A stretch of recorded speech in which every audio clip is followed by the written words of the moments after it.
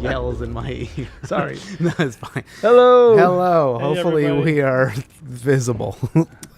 Like I wasn't. Yeah, we're looking good. We're looking good, Ian. Good job, Good. the tech Okay. man. Oh, he's a little zoomed in. I'm going to zoom out on that. Hi, everybody. How you doing? We're Welcome good. to the chat. Welcome to this and play the beginning music.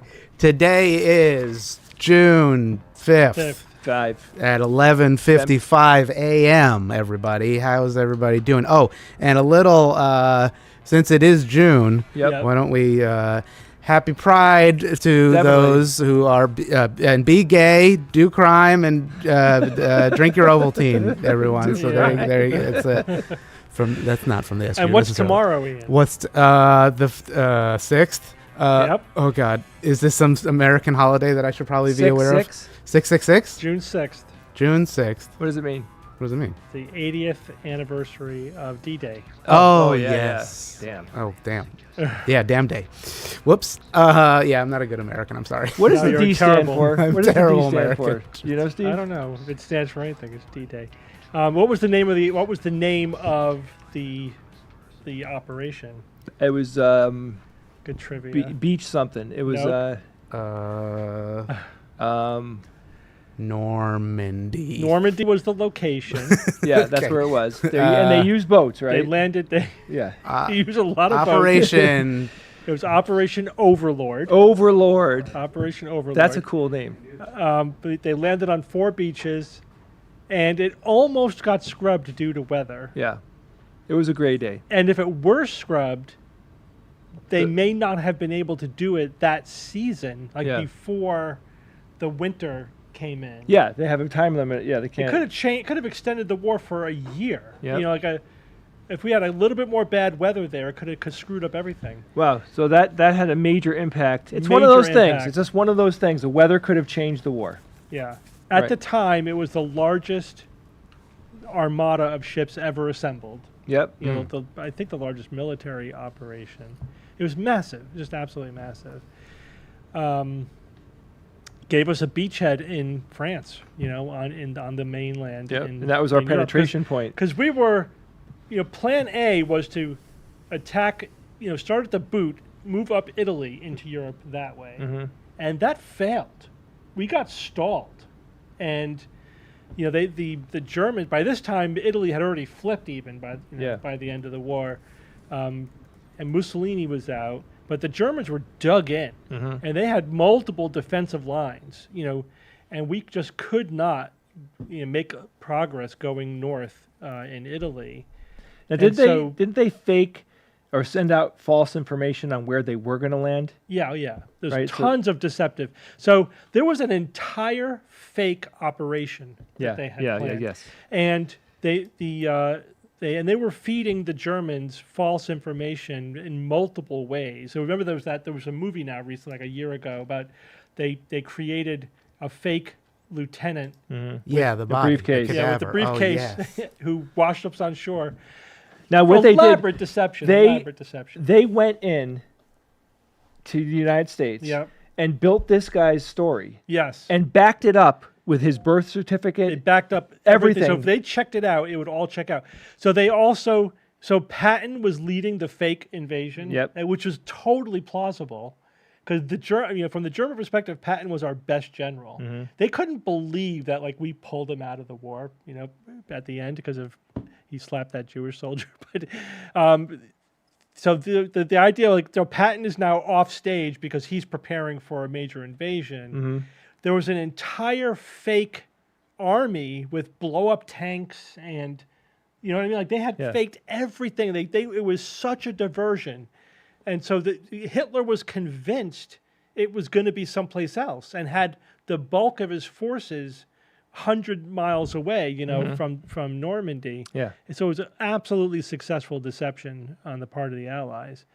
But a lot of people died. It was a hard. It was a really, really bad not battle. Some beaches worse than others. I forget which one was the worst one. I think it was. Didn't they have to go down further because that was I think it was rougher landing, but it would less firing, so they could flank them or something like that. There was a well, they actually the beaches that they landed on were well defended by the Germans, and they were not ideal from that point of view. But it was that's where we can land. So, they were chosen as much for just logistically in terms of where they could land the boats, even though they knew it was going to be tough for the soldiers landing on the beaches. And they couldn't soften those beaches up first. They did. They pounded them. They did. Pounded them. Okay. But the thing is, when you're dug in like that, you could survive a pounding. The Japanese did it too. When some of the islands that we were attacking in the Pacific, the U.S. Navy would just park outside and for days just pummel them with the big guns. Yeah. And they would be a gnat couldn't survive on this island after that pummeling. Then they would land the Marines, and there's 5,000 Japanese there. They were just in deep tunnels, So it's not as effective as you think it would be. Yeah. That's why we also landed paratroopers behind the German lines. We had to take out their artillery and then attack them from behind as well. It's a massive, massive operation. What was the movie? They show you from the soldier's perspective coming in on the boat. Yeah. Those, what do you call the boats where the door opens? So this was just the amphibious landing craft, basically. And it was terrifying. Yeah. Because they can hear the battle as they were coming. A lot of them were coming in after the first wave. Yeah. Just unbelievable. Yeah. Being able to mentally handle that. My God. Well, imagine being on one of those boats. The thing is about to lower. Yeah. There's machine guns trained on your position. The door opens and everybody in the boat gets killed. Yeah. That sort of thing was going on as well. Oh my God. Yeah. They're called Higgins boats or boats. LCVPs. Yeah. And somebody said the D in D-Day stands for day. Yeah. It literally stands for day. Apparently it's that's day. a military. Yeah. I didn't think it was anything anything fancier about that. Yeah. It's D-Day. It's D-Day. the day that things are happening. Right. Okay. Yeah. So, but Operation Overlord was the name of the operation. Yeah. Okay. So let's see what else we got. There is no gay gene, but that does gay not gene. mean that sexual orientation is not predominantly determined by genetics, but also in interaction with the hormonal environment of the womb during development. So it's a combination of genetics and hormonal environment.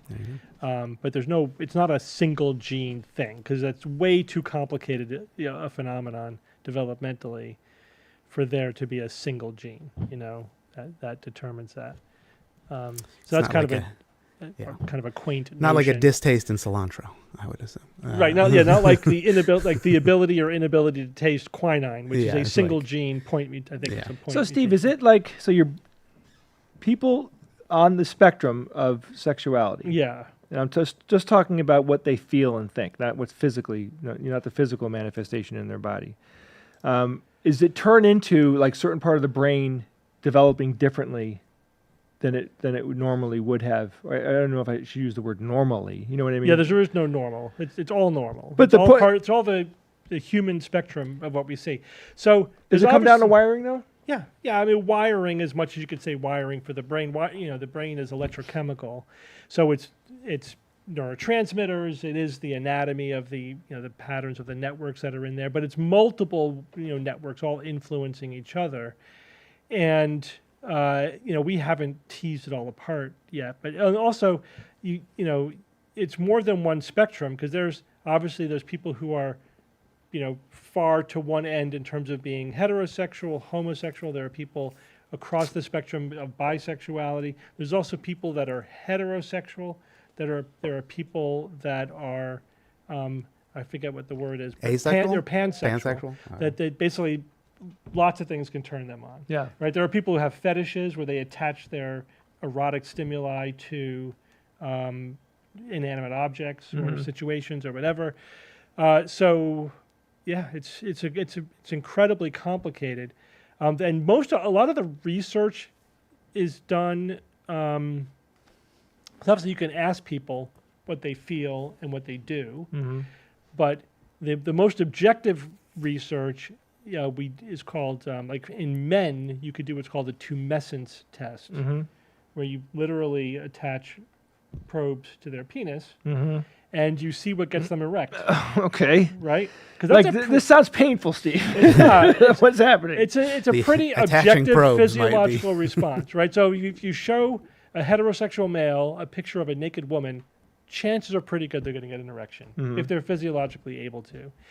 If you show like a naked male body to a heterosexual guy, they probably won't get an erection, but somebody who is towards the homosexual Okay, so they spectrum can will. tell by the movement of a man's penis what What- his sexuality is. Yes. Okay. At least, No, to it sounds to legit. some extent. Yeah, it's stimulation. And yeah, you could also do it for like pedophilia. Pedophilia. Yep. Shouldn't say that word. Pedophilia. Yeah.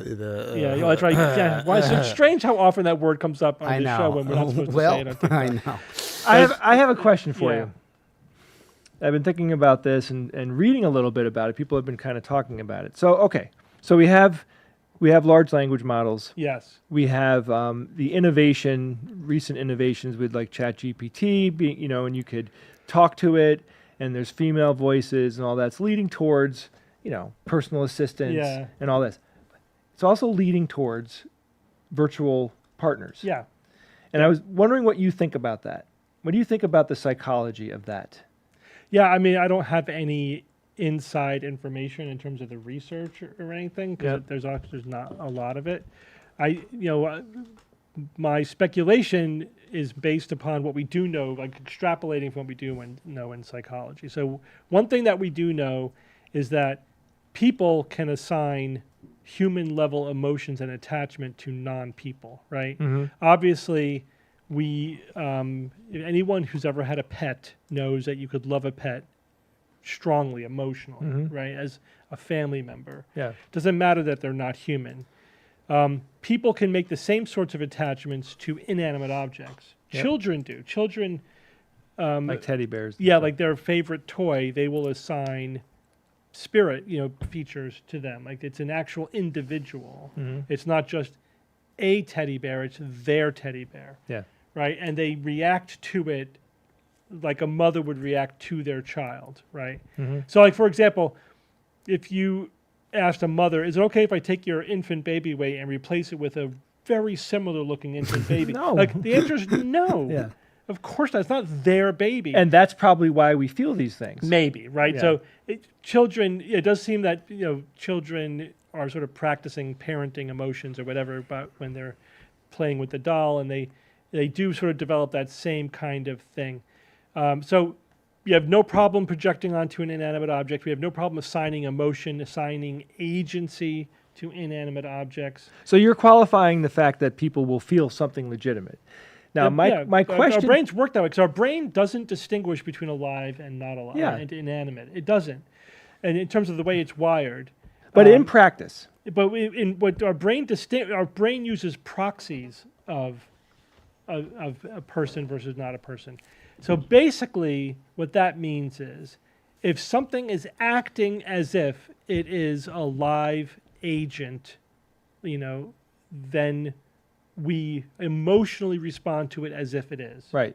Even when it's clearly not. My favorite example of that is researchers wanted to push this idea as far as they could to see what the limits are, right? And I think I've showed you this video. There's a video of it's two-dimensional computer screen, and on the screen there's like a box, and then there's a triangle, a circle, and a square. Mm-hmm.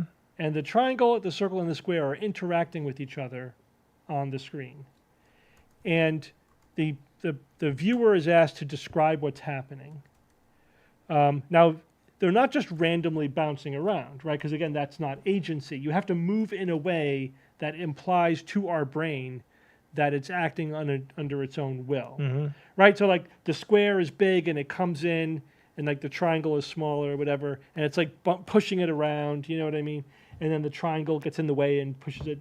So people have no problem constructing a narrative and assigning personality traits and emotions to these two-dimensional shapes based upon how they're moving. Sure. Right? Because that's how our brains work. So will people become attached to an AI? Absolutely. If it acts like it's human, our brains will respond to it as if it's human. So with all of the emotions that go along with it. Yeah, I completely agree. I mean, and I've experienced all of these things. You know what I mean? I have teddy bears when I was a kid, and I talk to my dog like he's talking to me. Yeah. You know what I mean? Like I know he's not, but I mean, I do have conversations with him. They sort of are. It's interesting how much dogs are aware of what we're saying. Yeah. They have a vocabulary. They do respond to not just the tone of our voice, but the actual words that we say. That we talked about that on the show. If you strip out, if you have like, if you separate the words from the tone, you give the word plus the tone, the words without the tone without the words. Dogs respond to all of those scenarios, right? They understand the tone. They understand especially frequent words that you use. And anecdotally, we know that. Like, our dog's favorite thing to do is to go for a walk. You can't say the word walk in his presence in any context or tone without him getting all excited. That he knows that word. He knows, 100% knows that word. So anyway, getting back to my bigger question, which I don't think there are real answers to this yet, but so we go to Blade Runner, the second one, and we have Ryan Gosling's character, who has this virtual wife. Yeah, now but he's a synth, though. Yeah, but he's not. But he's a simulated human. He's essentially a simulated human. He's very human. He's very human for. So it's one simulated human having a relationship with another simulated human. But the point I'm getting at is, I'm trying to think it through in my head whether or not this is healthy or unhealthy or beneficial or not, or maybe. I think it depends on context. I don't think it's inherently one or the other, right? It's because I there are people that I think would extremely benefit from having a partner. Yeah. Whether it's virtual or not, having that experience emotionally is important. So I mean, there's two basic scenarios that you could out of the gate easily weave. With this, right? One, people who would otherwise, have a lot of difficulty connecting with other people because of either physical limitations, psychological limitations, emotional, whatever, or just situational limitations, who could have a virtual partner as better than nothing, right? And would that make them feel less lonely, and therefore be emotionally helpful? I think the answer to that is absolutely. Loneliness is crushing. It has a lot of negative effects on people psychologically, emotionally, physically, in terms of their health. Loneliness is terrible. And if you could alleviate this, and it's a subjective sensation too. Obviously there's no substitute for physical sensation. We respond to physical intimacy, but even just emotional intimacy by itself also is important too. These are two separate things. So, would it be helpful for the millions of people who otherwise might have, crushing loneliness with all the negative effects that implies, up to and including becoming mass murderers? You know what I mean? Mm-hmm. I think absolutely. Now, then you say, on the other end of the spectrum, is there a potential downside? And that, I think the scenario there is, would people be using this instead of real physical, human and that's relationship? That's the scary part. Because it's easier, and it's, bespoke, and it's, basically, it's like you don't have to work at forming a relationship with a person who might have their own wants and needs. Here's a completely subservient person who would cater to your every need and whim and kink or whatever, and essentially reinforce the absolute worst aspects of your personality. Yeah, that's not good. So, right? So, and I think all of that's going to happen. Like, everything is going to happen. Yeah. Just like anything in society, there's going to be most people somewhere in the middle, and then there's be some people who maybe know how to leverage it really well, and other people at the other end of the spectrum who get addicted or whatever, screw up their life because of it. OpenAI is working on a brand new model. I don't even know if it's going to be in the paradigm of the ChatGPT thing. Like they're working on like their next really, really big idea. And I was thinking, okay, so what could it be, right? Yeah. Like where are they going to take this? And I think one thing that they are going to do, I'm just a guess, right? I think they're going to build an AI that has a human-like personality with voice inflection. And that's been in development for decades. But I think they're going to do it. Yeah. I think they're just going to take it to the next step. Yeah. I think they're going to get it to the point where you're going to really feel like you're talking to somebody. That's to put boots on the ground. That's my prediction. Again, I just don't like thinking about it like that. I think because everything's incremental, and everything gets us closer, every advance. So sure, that's kind of a no-brainer. Is it going to take us one step closer to whatever some functionality of AI? Yeah, and I think the simulating human emotions is tricky, because we're very good at detecting real versus there's that uncanny valley issue. Definitely, we talked about that with the other recent AI thing. It's that it gets into that like what we said, like up with people kind of fake. Too happy, much, too cheerful, chipper but kind of thing very easily, but imagine they come up with a settings page, and there's 100 knobs on there, 100 dials, and you can go from dry to humorous and smart to silly or whatever. You could dial this in, and then you could handcraft a voice or pick a voice or pay for a voice of a famous person. And you have this tailored personality that you got.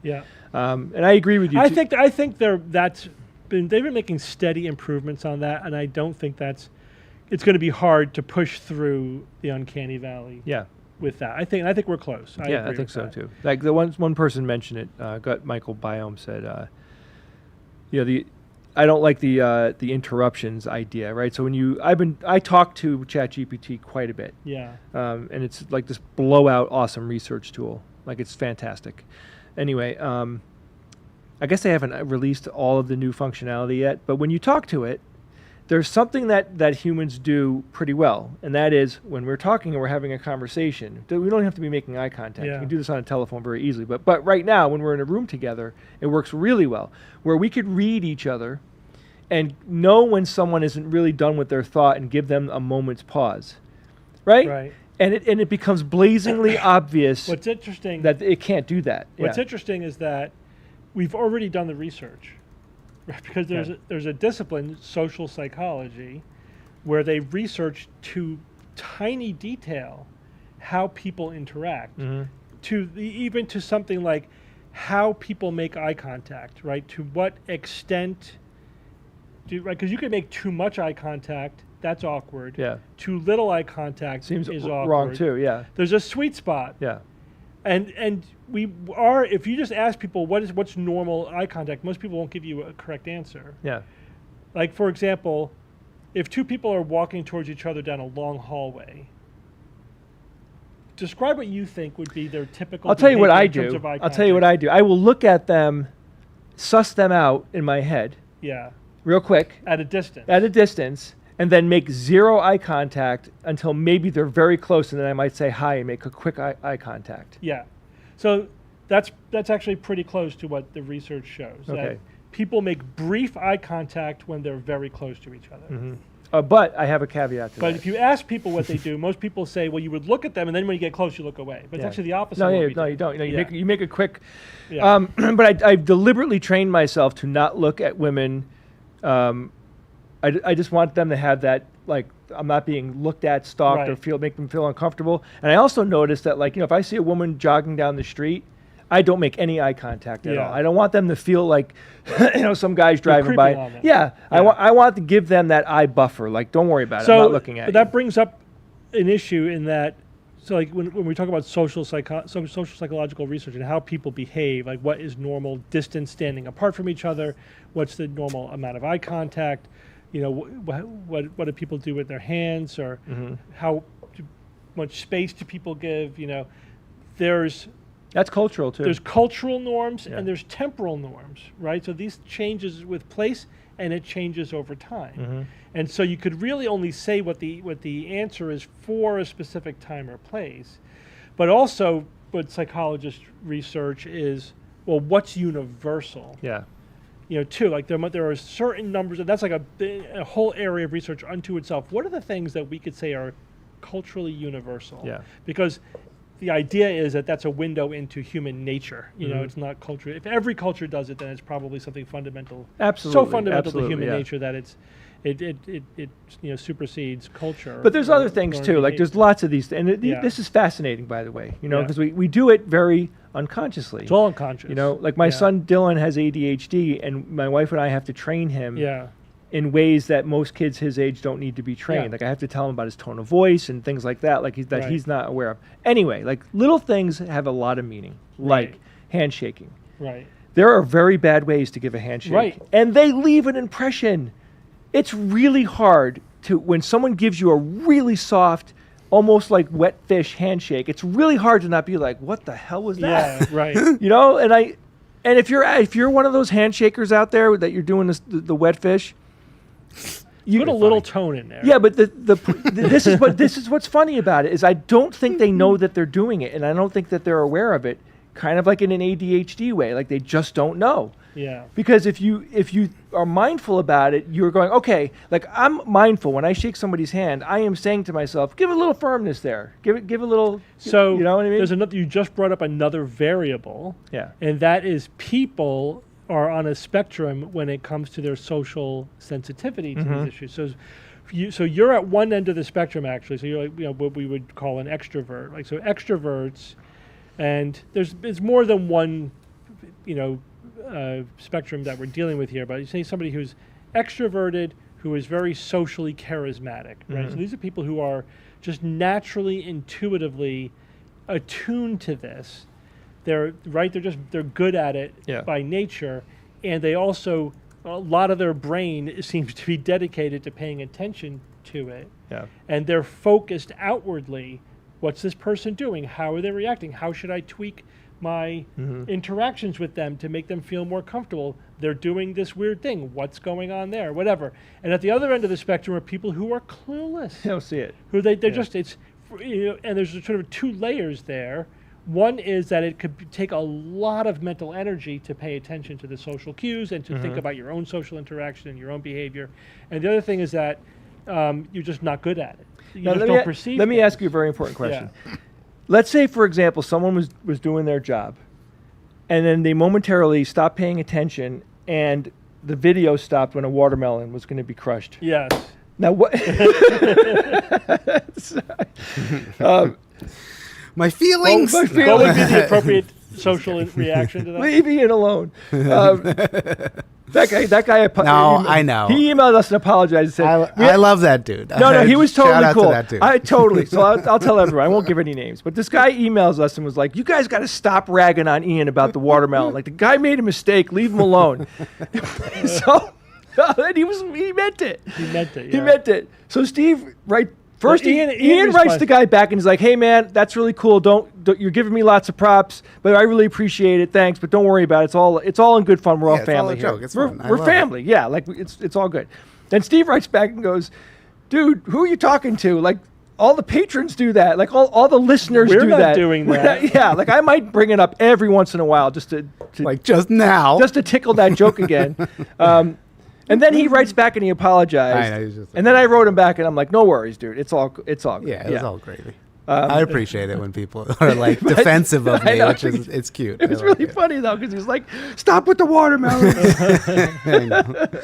Well, and he said he was having a bad day or whatever. Yeah. That people take it personally. Yeah. Right. Oh, That's an yeah. interesting And point. sometimes we forget. How well we know each other. Like, it's not only that. So like, there's a couple contexts there. Like, first of all, we're all obviously we're brothers or we're really close friends. Like, we're all family, right? Either literal biological family or emotional family. So we can interact with each other more comfortably. Yeah. Then that's another layer of context in terms of social interaction. Definitely. Like how intimate are you with the person? There's levels of intimacy.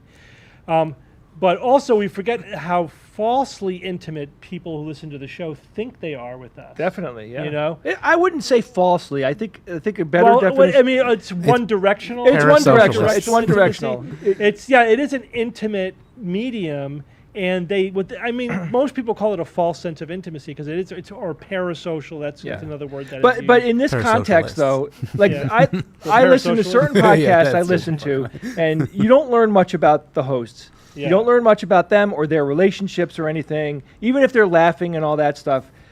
With our type of thing, because we're all so intimate with each other, like we invite that reaction. Ian, like for example, right? We love Bob the average, just as Bob's feeling hurt. Like we put the word out. We wanted a tech guy. Ian shows up, and then very quickly from when Ian started I was working already with us, outside the house. So. But it became, we just have these personalities where like we want to be friendly and have close friendships and have it be legit. We don't want to keep it all business. It's not fun in business. It's bullshit. But and on our podcast and live performances, we let it completely hang out. Yeah. So it's not a coincidence that people are feeling intimate with us because we're being intimate with each other and they feel like they're a part of that. And I think that's totally legitimate. Those feelings are real. Yeah. No, I'm not saying they're not legitimate. It's just that it's not it's not a traditional relationship where like we know them as well as they know us. Yeah. It is this parasocial sort of one-way social media relationship where they think they're a lot more intimate with us, than they have. It creates the illusion of two-way intimacy. And you can see it like when we do live events and we do pictures and people want to come up, like people start talking to us as if it's a continued conversation. Yes, it's not like, "Hi, how you doing?" It's more like, "Yeah," I mean, like people will literally do the we've already mid-sentence been having thing. this conversation. And I'm totally fine with that. I love it actually. No, it's great. Yeah, it's really cool because you get all that initial awkwardness that new people meeting each other may or may not have. Like it's gone. It just doesn't exist. Like people just most of the time are like feel comfortable with us and it's cool. And I appreciate that. Do you think it's more intimate audio only versus video, or maybe, or is there in a way because it's like so I mean I don't know, but I've had people what they've described their experience to me as, and I've as a consumer I can relate to this because with video you are interacting with the camera, and it's just a different experience. With audio only, it is more intimate in a way because you're in their ears. They could be, doing anything at that time. It could be just by themselves in the car, and so it creates more of an illusion that they're there with you. Mm-hmm. It's like a lot of people have said, like when I'm listening to the show, I feel like I'm just the silent person. I'm just the silent rogue. I'm part of there, listening, and I'm answering in my head. I'm just not answering out loud. Right. And if you're doing that to a video, it's just a different. I don't think it has quite the. Do you have this phenomenon? So I when I listen to the podcast, this happens every once in a while. Enough where it definitely is like a thing, and. Especially if it's an older podcast that I don't remember exactly what we were talking about or whatever. And I listen back and it's of us, you know what I mean? Yeah. And then I'm like in the car and I'm like answering questions. Like you'll be like talking to someone, and I'll chime in like I would in the show, but there's no show. Yeah, I'm talking to right. the podcast, but because my knee jerk is that I'm in the show. You know what I Yeah. mean? So I can talk. And it's a weird thing that I do because I'm like, oh man, I should have said this, or you know, that type of stuff happens to me Right. all the time when I'm listening back. It's a very Yeah, odd yeah. scenario. And typically either, like as you say, like I'll think of something that nobody said. Like shit, Shit, how come we didn't do that? We Yeah. missed an opportunity. That like there was a great joke hanging there that just nobody connected to, or I think something in my head and then I say exactly what I was Yeah. thinking. Yep. So like clearly it was meant to be. it would it just reproduced the same response. You know.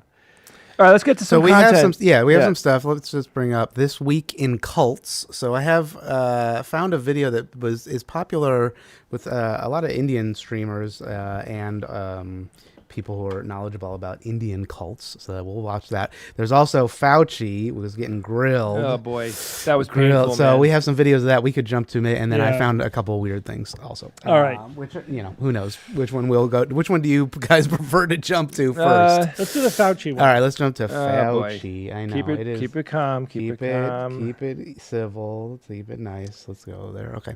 Let me pull that up. Oh, you know what? Let's do some quick housekeeping. Okay. Just for a second. If you notice, I'm watching the stream. Isn't that amazing? If you click on this button, you can now unlock a membership perk. If you want to be a member on the SGU channel, it's like it just gives you a badge. Basically. Okay, what is the badge? Is that a rocket? It's a rocket. So I made like a little digital version of the rocket, Okay, yeah. small. So each month, or actually it's like a Do couple the months. colors mean anything? You just choose your I color? just chose the color. So no, it's each month. So like this is the new member is the gray one. After 1 month is blue. 2 months is this lighter blue. Then it's like 6, 12, whatever, up to Now, why did you this pick one. orange? What happened to orange? There's no orange. I know I didn't pick orange. I could switch one My for the favorite orange. color. But what is this one? That should be orange. What is- It's well, what two is it? tones. It's green and brown. No. It's purple and blue. No. What? Are you colorblind? Well, it's so small. It's too small. Okay. It's brown. It's a textured red dot. Oh, it's polka dot. green on the left and red on the right. Yeah. And what does that signify? That means you're pregnant. Something. Watermelon. There you go. Thank you so much. Okay, that's the final tier. We'll never get there. The world will have ended by that point, so it's fine. Good luck in there. Oh, new member. Thank you, Joe. Okay, so it worked. All right, See? Joe. There you go. So that's just a little housekeeping. real Immediate quick. feedback. Real quick. Yes. Who here believes that Ian should have an icon in the custom emoji? No. Yes. You can't. Well, what would it be? Anything you want, but you should be represented in there. Okay, fine. Should be a guy eating a watermelon. Okay. Let me find where. Oh God, there's so many weird things that we found, and I don't even want to look at half of them. Oh, you know what? I have it on the other scene. Just give me 1 second. So, yeah, we're gonna get into. Do you want to do a little precursor? What Yeah. happened to Dr. Fauci? Dr. Well, this is Fauci? what I saw. I saw. Don't get angry. I saw Marjorie Taylor Greene. Marjorie. Marjorie, whatever. Margarine. MTG. Oh God. Oh God. Anyway, She's a nut job. yeah, her voice bothers me. Anyway, she was grilling Dr. Fauci, apparently angry about what happened during the pandemic, and essentially blaming all the bad things that happened during the pandemic on him, as if he had executive control over everything that was going on. Now, correct me. Let me tell you, I'm going back years. I deliberately stopped reading about it because the whole thing just pissed me off. But this is what I remember in particular that they were saying, that the Fauci haters were saying, is at one point he told them not to go out and buy masks and use masks. And the intent was because the healthcare workers needed them much, much, much more than people who were staying at home. Right. So he's like, you don't need them, don't buy them. And then people freaked out.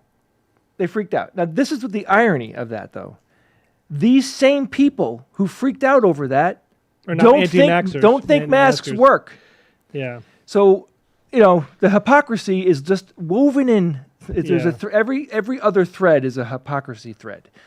Anyway, let's watch some of this crap All right, so we'll here. get into it. So here's the first one. Let me This one's only 4 seconds long. So was I correct when I said, Steve? Yeah. All right, good. Can I finish the answer to you, sir? No, because I've got a lot of questions. Okay. Dr. Fauci. Can I finish That's just a quick the one of answer him to you, just sir? yelling at him. Let's see. Here we go. Raskin. Let's see what this one is. Director of the National Institute, and Correct. you were director of the National Institute of Allergies and Infectious Diseases for more than 3 decades. Is that right? 38 plus years. 38 years. Okay. And I assume that you've never been accused of trying to start a disease before. Is that right? That is correct. You have devoted your life to fighting infectious diseases for the American people. Is that right? That is correct. And Correct. you were director of the National that was Institute just- of There's a lot of Allergies back and, and obviously Infectious- they're trading back Yeah. and Yeah. forth between the Democrats and the Republicans, so that's like him defending. All right, so him. here's one layer to what was going on What's there, happening? right? This is the lab leak, hubbub. Very, very quick overview of what happened. So in the early days of the Way pandemic, back. in the early days, back. like talking spring, early summer of 20, some of the conspiracy corners of the internet were claiming that the virus was bioengineered, Yeah. which, by the way, happens every time there's a major pandemic. For every major pandemic, including HIV and all the previous flu, there's always somebody who's claiming it's bioengineered, right? So that's just baseline background conspiracy mongering nonsense, right? But there was early research into the genetic structure of the virus itself, which pretty quickly put that one to bed, right? It's like, nope, this virus is naturally occurring. It is not bioengineered. So then we didn't hear about it for a while, months or whatever, and then we started to hear, like, by the next summer, the same people were talking about, well, okay. So it wasn't bioengineered. Some of them were saying, we never said it was bioengineered. You fucking said it was bioengineered. But anyway, they said it could be a naturally occurring virus that they were researching at Wuhan, and it leaked. It escaped from the lab. And that's what caused the pandemic. That's a lot harder to disprove, right? Because you can't disprove that by examining the structure of the virus itself. So then you have to go to, some more inferential type of data, like, is this similar to viruses that were circulating in animals? Was there a possible animal to human vector? Yeah, there was the wet market there. Yep. And then there's also the intelligence angle of were the Chinese forthcoming with the information, and were they trying to cover something up, right? So there's also epidemiological data. Where were the first cases? Did the first cases cluster somewhere? So if you look at it from those two angles, the intelligence angle, the intelligence agencies in the United States think that it may have been a lab leak because the Chinese government's acting really squirrely. Yep. That's basically the argument. Yeah. They're not giving us full access. They're covering something up. We think they're covering up a lab leak. Now, is that legit or not? Well, that's as far as it goes. That's the argument. But that's what's... It's circumstantial evidence. Yeah. There's no smoking gun, right? And from the biological end, there's two narratives, right? There's one narrative is, the epidemiology clusters around the wet market in Wuhan, so we think that's probably the source. The closest viruses to the SARS-CoV-2 exist in animals, and in fact, they think there was 2 crossover events that then combined to give you like the SARS-CoV-2. And like all the elements are kind of there for a zoonotic spillover. Like that virus is known to infect humans. It wouldn't have needed to have incubated in a human to adapt to it. It was already pre-adapted or pre-able to infect humans. You would expect multiple spillovers. It was all happening around a wet market, and there's no evidence that it leaked out of a lab, right? So I think the majority of scientists are arguing that the zoonotic spillover explanation is the simplest and most consistent with the evidence. Some feel that very strongly. What about Fauci? There are a minority of scientists who think that that's not the most parsimonious explanation. One doctor just wrote an article in the WAPO saying that they think that the most parsimonious explanation is that it was a lab leak. Again, they have a lot of circumstantial evidence reasons to say that. They said that they were researching similar viruses, that they didn't have the level of biosecurity that they should have had for the type of research that they were doing. The type of research that they were doing could have led to a gain of function. And they questioned the epidemiology. Said, well, they found the earliest cases around the wet market because they were looking for them, and they weren't looking for more mild cases, which might have existed elsewhere. So it's a lot of this, what if hand-waving kind of circumstantial evidence. If you look at it all together, you can say, yeah, okay, yeah, sure. You can build a case. There's a case to make for the lab leak hypothesis. But they don't have a smoking gun there either. So, right now there's no way to resolve it, right? We don't have the definitive. We haven't found, here's the animal where the virus was in, that it came from. Nor is there smoking gun evidence for the lab leak. They haven't been able to. So apparently there were two workers at the Wuhan lab who had a respiratory virus the month before the outbreak. Well, hey, how do we know that they weren't carrying the virus? It's yeah, they're also working at a viral lab, whatever. It was November. They're going to get the fact that there was a couple of people who had the flu or whatever is not a big deal. Yeah. And they were never able to find those people. They died? Right? Oh. No. They were murdered by the government. Well, again, yeah, clearly. whatever. Right. They disappeared into So the ether. I have a and question. here's the thing: the Chinese government is being squirrely. They are. No one is denying Yeah, no one's that. denying that. So Did Fauci fund that all right. lab? So, Gain of but of function. course, the sort of the anti-Fauci, the Republicans who are trying to make it into some kind of conspiracy, are heavily behind the lab leak hypothesis. That doesn't mean it's wrong, right? It just but that's what they're coming down heavy on that side of the equation. They're claiming that Fauci was funding the research that led to the coronavirus, the SARS-CoV-2 virus, and then engaged in a conspiracy to cover it up. Right? Okay. That's Is there any proof of that? no, not a Well, there's some whiff. there's some claims that these They people have make. nothing. Yeah, they have nothing. nothing. They have nothing. They keep saying they have evidence, and they never come up with it because they're lying. They don't have the evidence. That's what they say about Biden. Right. too. Exactly. It's complete nonsense. So and of course, so here's the thing. Research is international and gets funded by multiple different agencies typically, and there's lots of collaboration. So there was one independent research group who was doing research, a tiny portion of which was taking place at the Wuhan lab. Okay. And they had a grant from the NIH, which was partially funded by Fauci's department. Okay. That's the connection.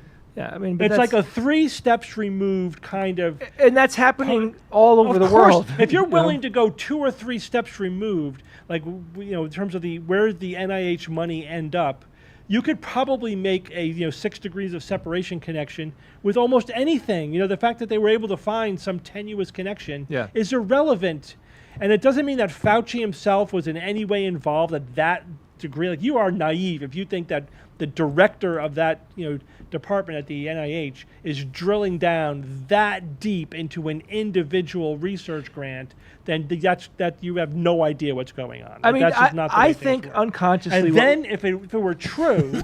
It's good. That Fauci would engage in a cover-up of it is ridiculous. So he they, couldn't. He they wouldn't be able demonized him. to. Why? They demonized him because he made Trump look stupid. I Right? don't know. What is it? It just became the narrative. Right? They had to blame someone for the fucking pandemic. I have tried to talk to people online and get a legit answer. Mike, here's my question. It's a very simple question. Yeah. How did New Zealand only have 30 deaths from the virus? They're an island, so it helps. But still, and why did we have 700,000? We broke 1 million. We broke 1 million, but I'm going back toward the beginning Yeah. parts of it. I mean, hundreds and hundreds of thousands of people die. We clearly did not manage this well. It did not go well in the United States. People have got to let that sink in. Management of dealing with COVID did not go well. Right. And that it was could- 100% on Trump. And it could was have gone. 100% Yeah, I on mean, Trump. he started the anti-mask movement. I mean, first of all, he disbanded the committee that was basically the pandemic response expert group, in the executive branch. And they said, well, yeah, but, they were assigned to different groups. Like, yes, okay, but you closed the firehouse right before the fire happened. Right. The fact that there were other first responders and other groups that may have collectively been able to, respond technically doesn't mean that you didn't slow or impair the robustness and rapidness and effectiveness of our response by closing the freaking firehouse right before the fire happened. Right. So that happened. That's unquestionable. And then he, constantly was putting out conflicting information and made up bullshit and, you know what I mean? Like sowing confusion and not taking it seriously and claiming that it was going to end very quickly. And then he blew the rollout of the vaccine. The one good thing he did was green light the proposal of the FDA. So the FDA said, hey, we can fast track a vaccine if we take these steps. And Trump said, okay. And that was it. That was the only good thing that he did during the entire pandemic management. And it wasn't his idea. It was the FDA's idea. All he did was not get in the way. He was so incapable of being able to take any kind of responsibility. Yeah. That he actually said this. He said, I have no responsibility. He said that. He talked about the idea of how it's the way that you interpret the pandemic and the infections. Like he was blaming it on like statistics. Yeah. Well, if you ignore all of that, everything is fine. Literally saying, like, if you ignore all these people that got it and died, then there's no problem. Yeah. And I remember hearing that, and my brain partially caught on fire. I was like, what the frick just happened? Like, is that being said on TV? Is this the guy that's like supposed to be leading the effort to save the people in the United States from the freaking pandemic? He's going to say that shit? Whoa. He botched the response to the pandemic. That's just the bottom line. Yeah, so they blame Fauci. By any objective measure.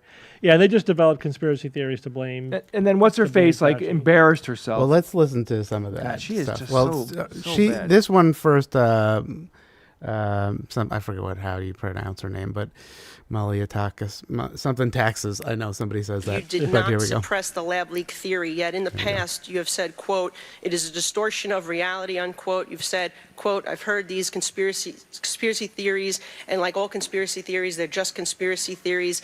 That's what you told the American people. And so would you like to clarify what science were you following then versus now? Yeah, no, I've also been very, very clear and said multiple times that I don't think the concept of there being a lab leak is inherently a conspiracy theory.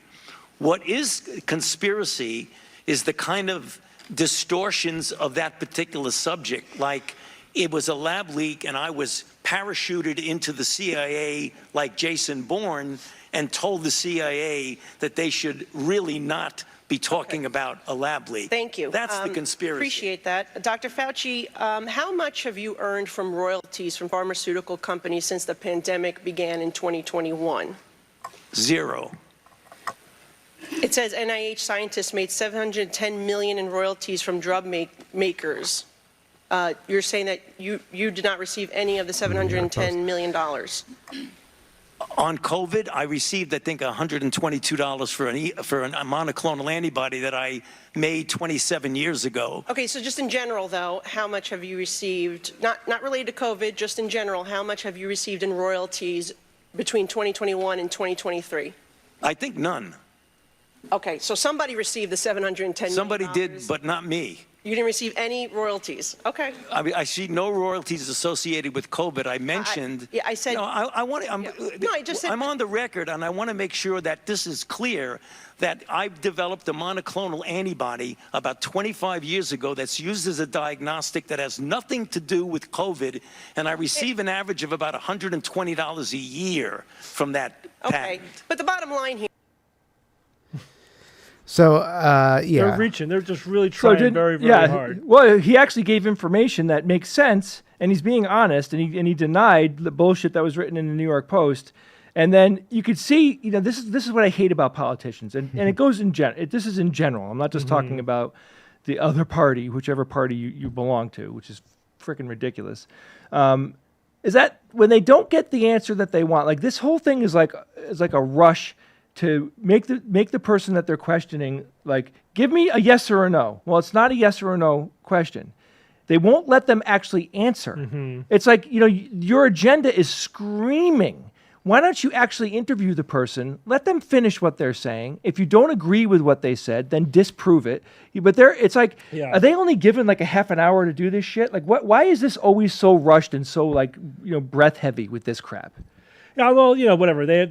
It's always going to be time limited, because they have a certain amount of time to give to a certain committee. They want to get to their questions. So that's fine. You got to be concise. I do, prefer the court of law as a venue.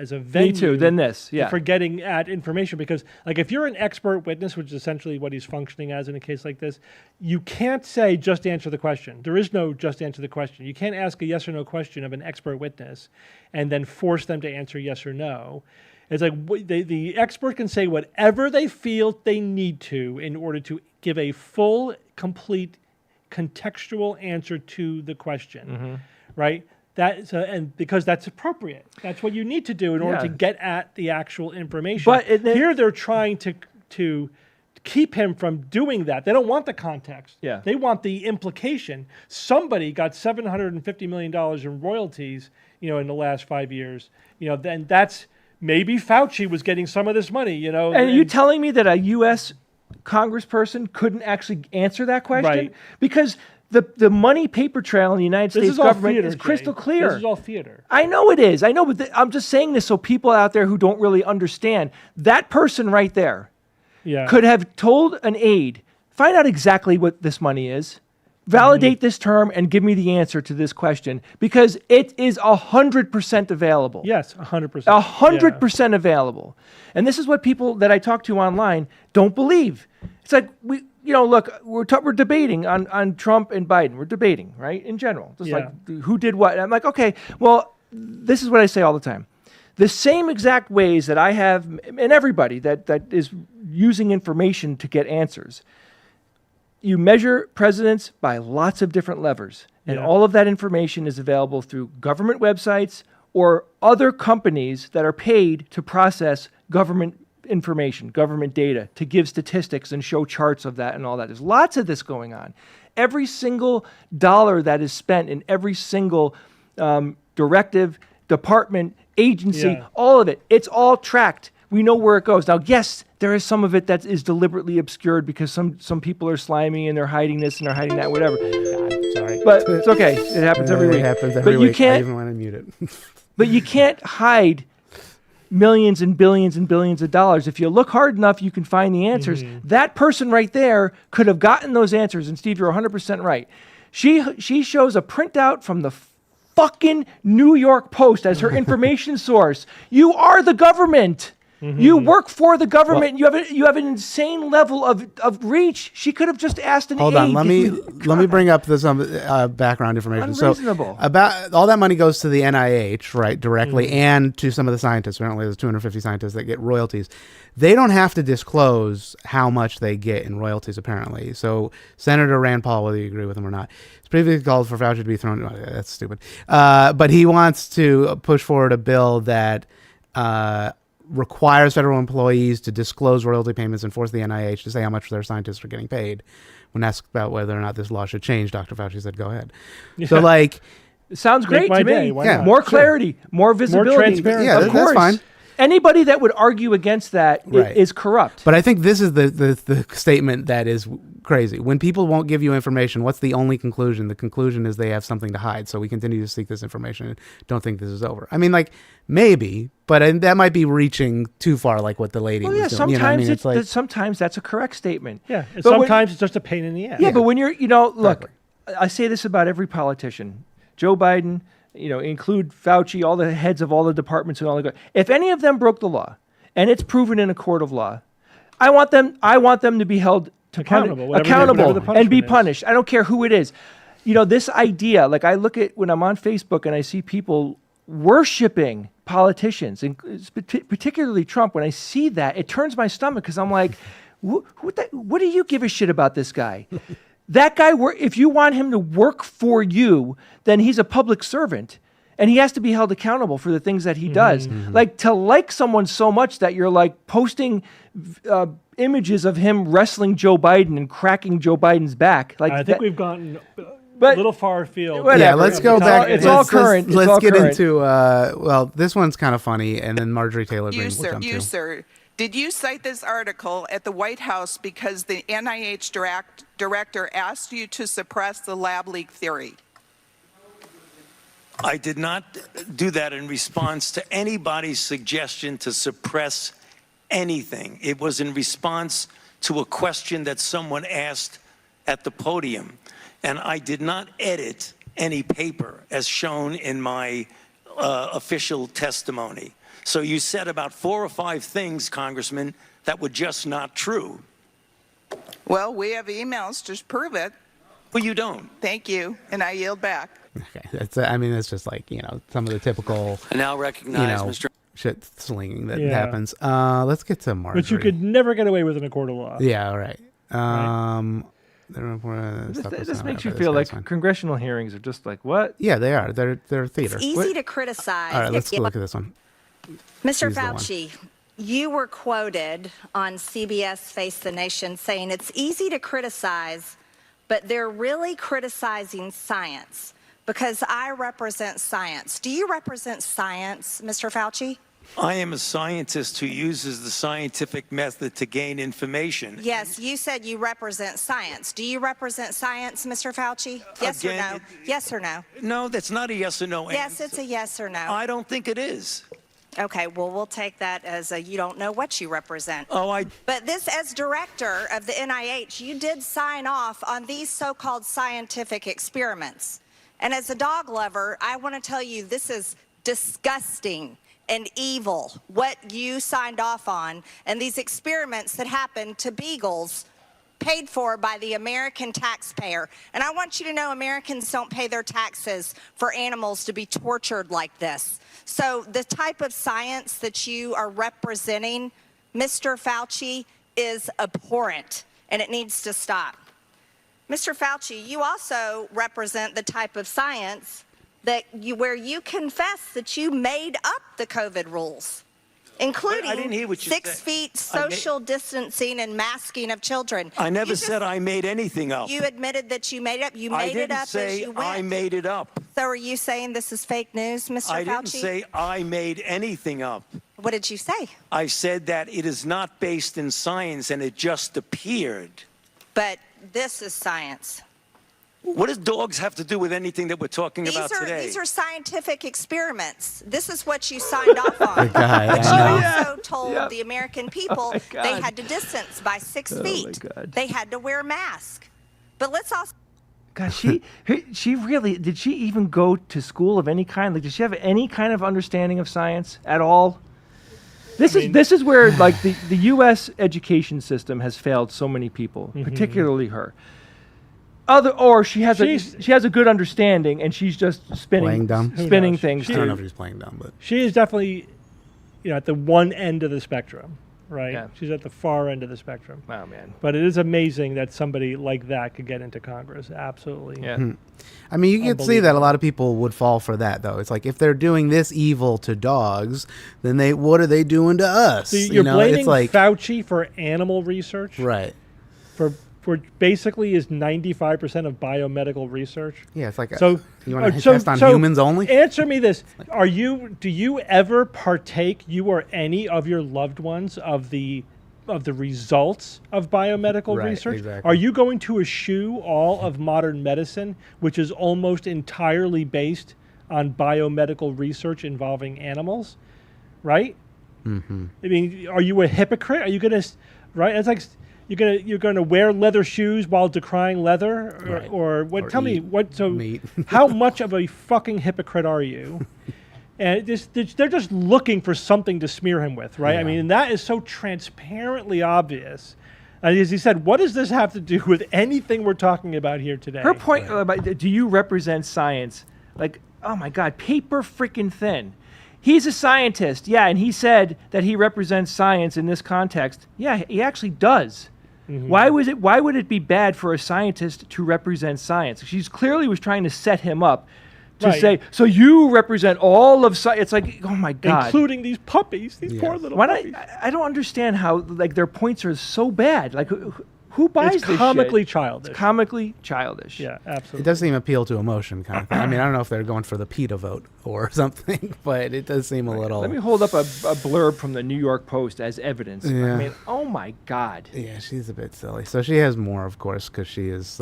She also likes to call him Mr. Fauci instead of Dr. Oh, I These know, most that's just powerful ridiculous. It's agencies, just like, especially when the NIH and these government agencies, most powerful agencies in our country, are recommending medical suggestions and advice and making up guidelines like 6 feet distancing and Actually, yeah. Why don't we pause on that? The 6 feet. I Making mean, up guidelines. people have.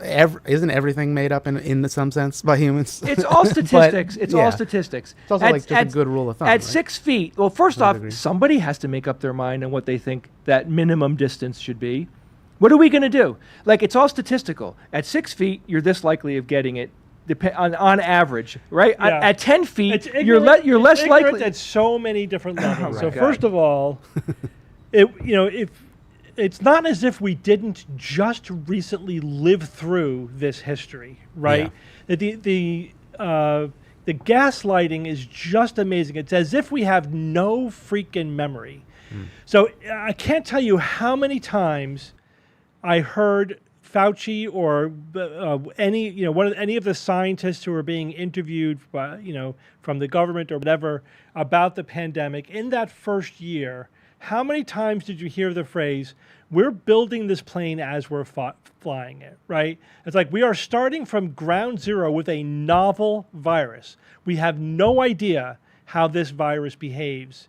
And so let's take whatever information we have out there and use it to the best of we can. use it to the best of our ability, right? We make the best recommendations we can based on the information we do have and do a lot of research to try to fine-tune those recommendations. It would be amazing if the recommendations didn't change over time. If we got it right out of the gate based upon no actual Then they should have given him previous $700 experience. million. Right.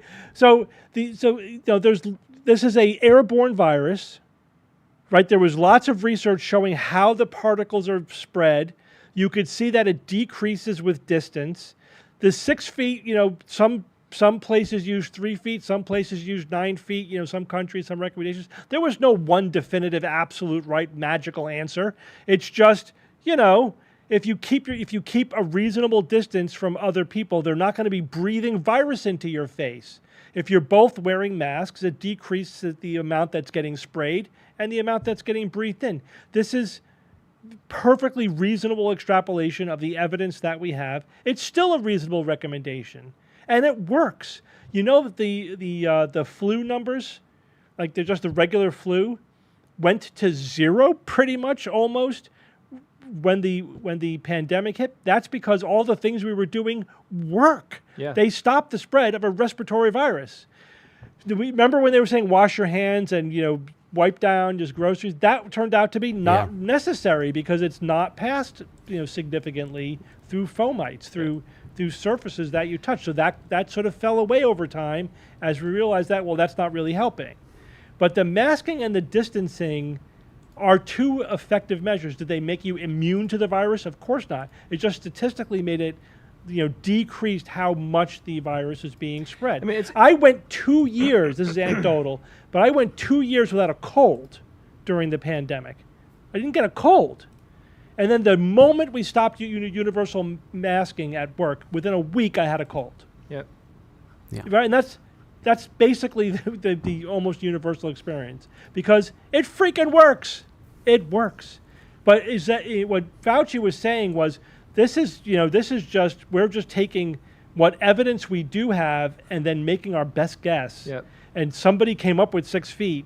He didn't even come up with it, and he was being open and transparent about the state of the science that was behind the recommendations that were being made. And now she's trying to ding him for that, trying to twist it into saying, you admitted to making it up.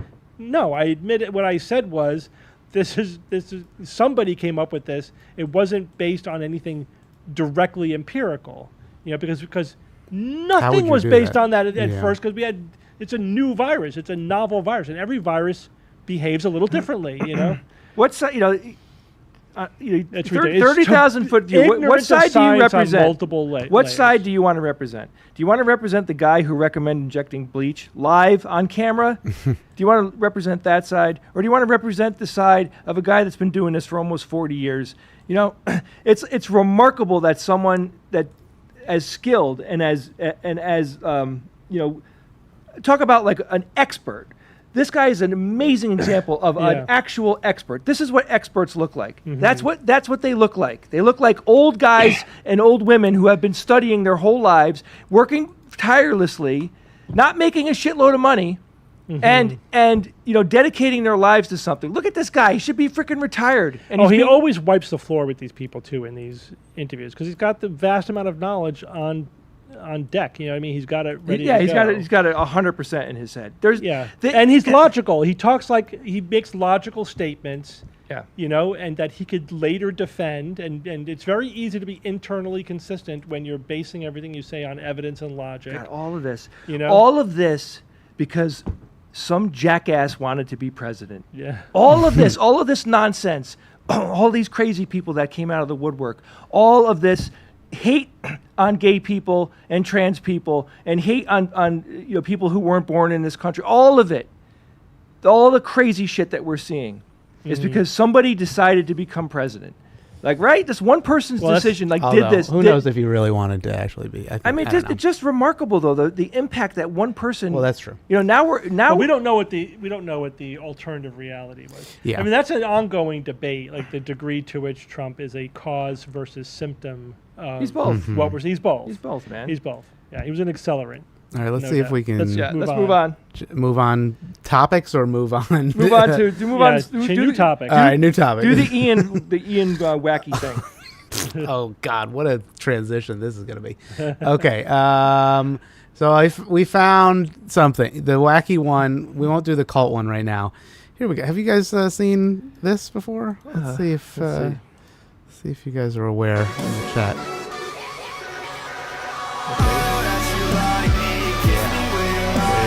Wait, what am I? What? Wait, is this You like a guys ready warm-up? for the Olympics 2025? You're not It's just we had watched the pig video, and I figured we needed something else to professional hobby horsing. People could turn anything into. I mean, look, if they're having fun, who cares? Great. Hobby horse dressage. Yes. So, what country do you think that originated in? Here we go. You basically said insult the country. Question. Insult the country, please. But they deserve it. Come on. Who do you think? I really have no idea. Okay, all right. I'll leave you. Thank you also for the super chat. Whoever said that. In South Africa, we often joke about the relation between politics here in USA. Kisses and hugs. Oh, thanks. Thanks for that. Would you believe that it was Finland? I don't know. Finland? I mean, yeah, it's just originated in Finland. Wait, they jump over things too, like they're doing dressage and all It's that? dressage. Yeah, so it's hobby horse dressage. Apparently, it was popularized by a film. Käpyhevosten, Vallinkuma. Okay, whatever. Hobby Horse Revolution, which won 2 awards at the Tampere Film Festival. So, our Finnish listeners, you have a lot to answer for. Maybe you can tell us what this is about. Sweden, Finland. So we have somebody with some umlaut or something. Yeah, I mean, it over just your goes to name. show you, like, there's people out there who get into anything, it's okay. My question is though, do they take themselves seriously? Yes. That is a question. Yeah. Well, like for example, there is like an air guitar contest where people definitely do not take themselves seriously because it's all wink and a nod, it's all tongue in cheek. And I don't know. I mean, not that it matters. I'm just curious, how. I don't know. I mean, we would have to watch the movie. Maybe that'll be a Patreon goal of watching the Käpyhevosten Vallinkuma. I mean, I'll tell you what. To me, it's less weird than the pig stare. Until The pig stare is weird. Yeah, it's true. And I had to argue with people that sent me emails about it, and I won the arguments. By the way, not that it's not about winning, but you did. But the point is, I said in a social context, that type of staring is weird. So on an outsider who doesn't understand what they're looking at and why the eye contact with the judge is apparently is meaningful or not, it's weird. It's weird. Hey, look, again, That's true. There are furries out there that do what they want to do. Like, go for it, man. I don't care. Olivia says, yeah, they're looking fit, so win-win, long-term health. And if you're having fun, well, yeah. Why pay for a gym membership when you get a hobby horse? Yeah, Just she's right. Dressage. You could jump around the backyard. That's true. You know what? You don't You're even right. need the horse head. You could do it with a broom. That's You know right. what I mean? So maybe we'll move on to this week in Yes. cults. Okay. Just for a second. Okay, let's see. What is the thing? No, not the back one. I'm trying to use this system, week but it's a in little cults. weird.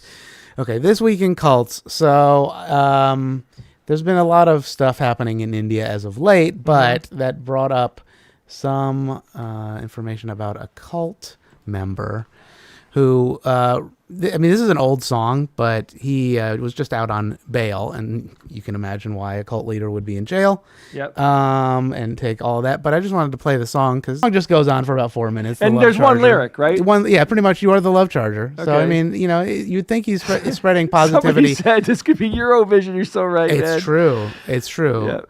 The The next Marvel I don't know. supervillain. Wait, Oh is my God, India you're so in right. Eurovision? I don't know if India is It's live technically- Bollywood. Live true. Bollywood, man. So he has some Guinness World Records. Drives for blood pressure, diabetes, blah blah blah. Holds 6 Guinness.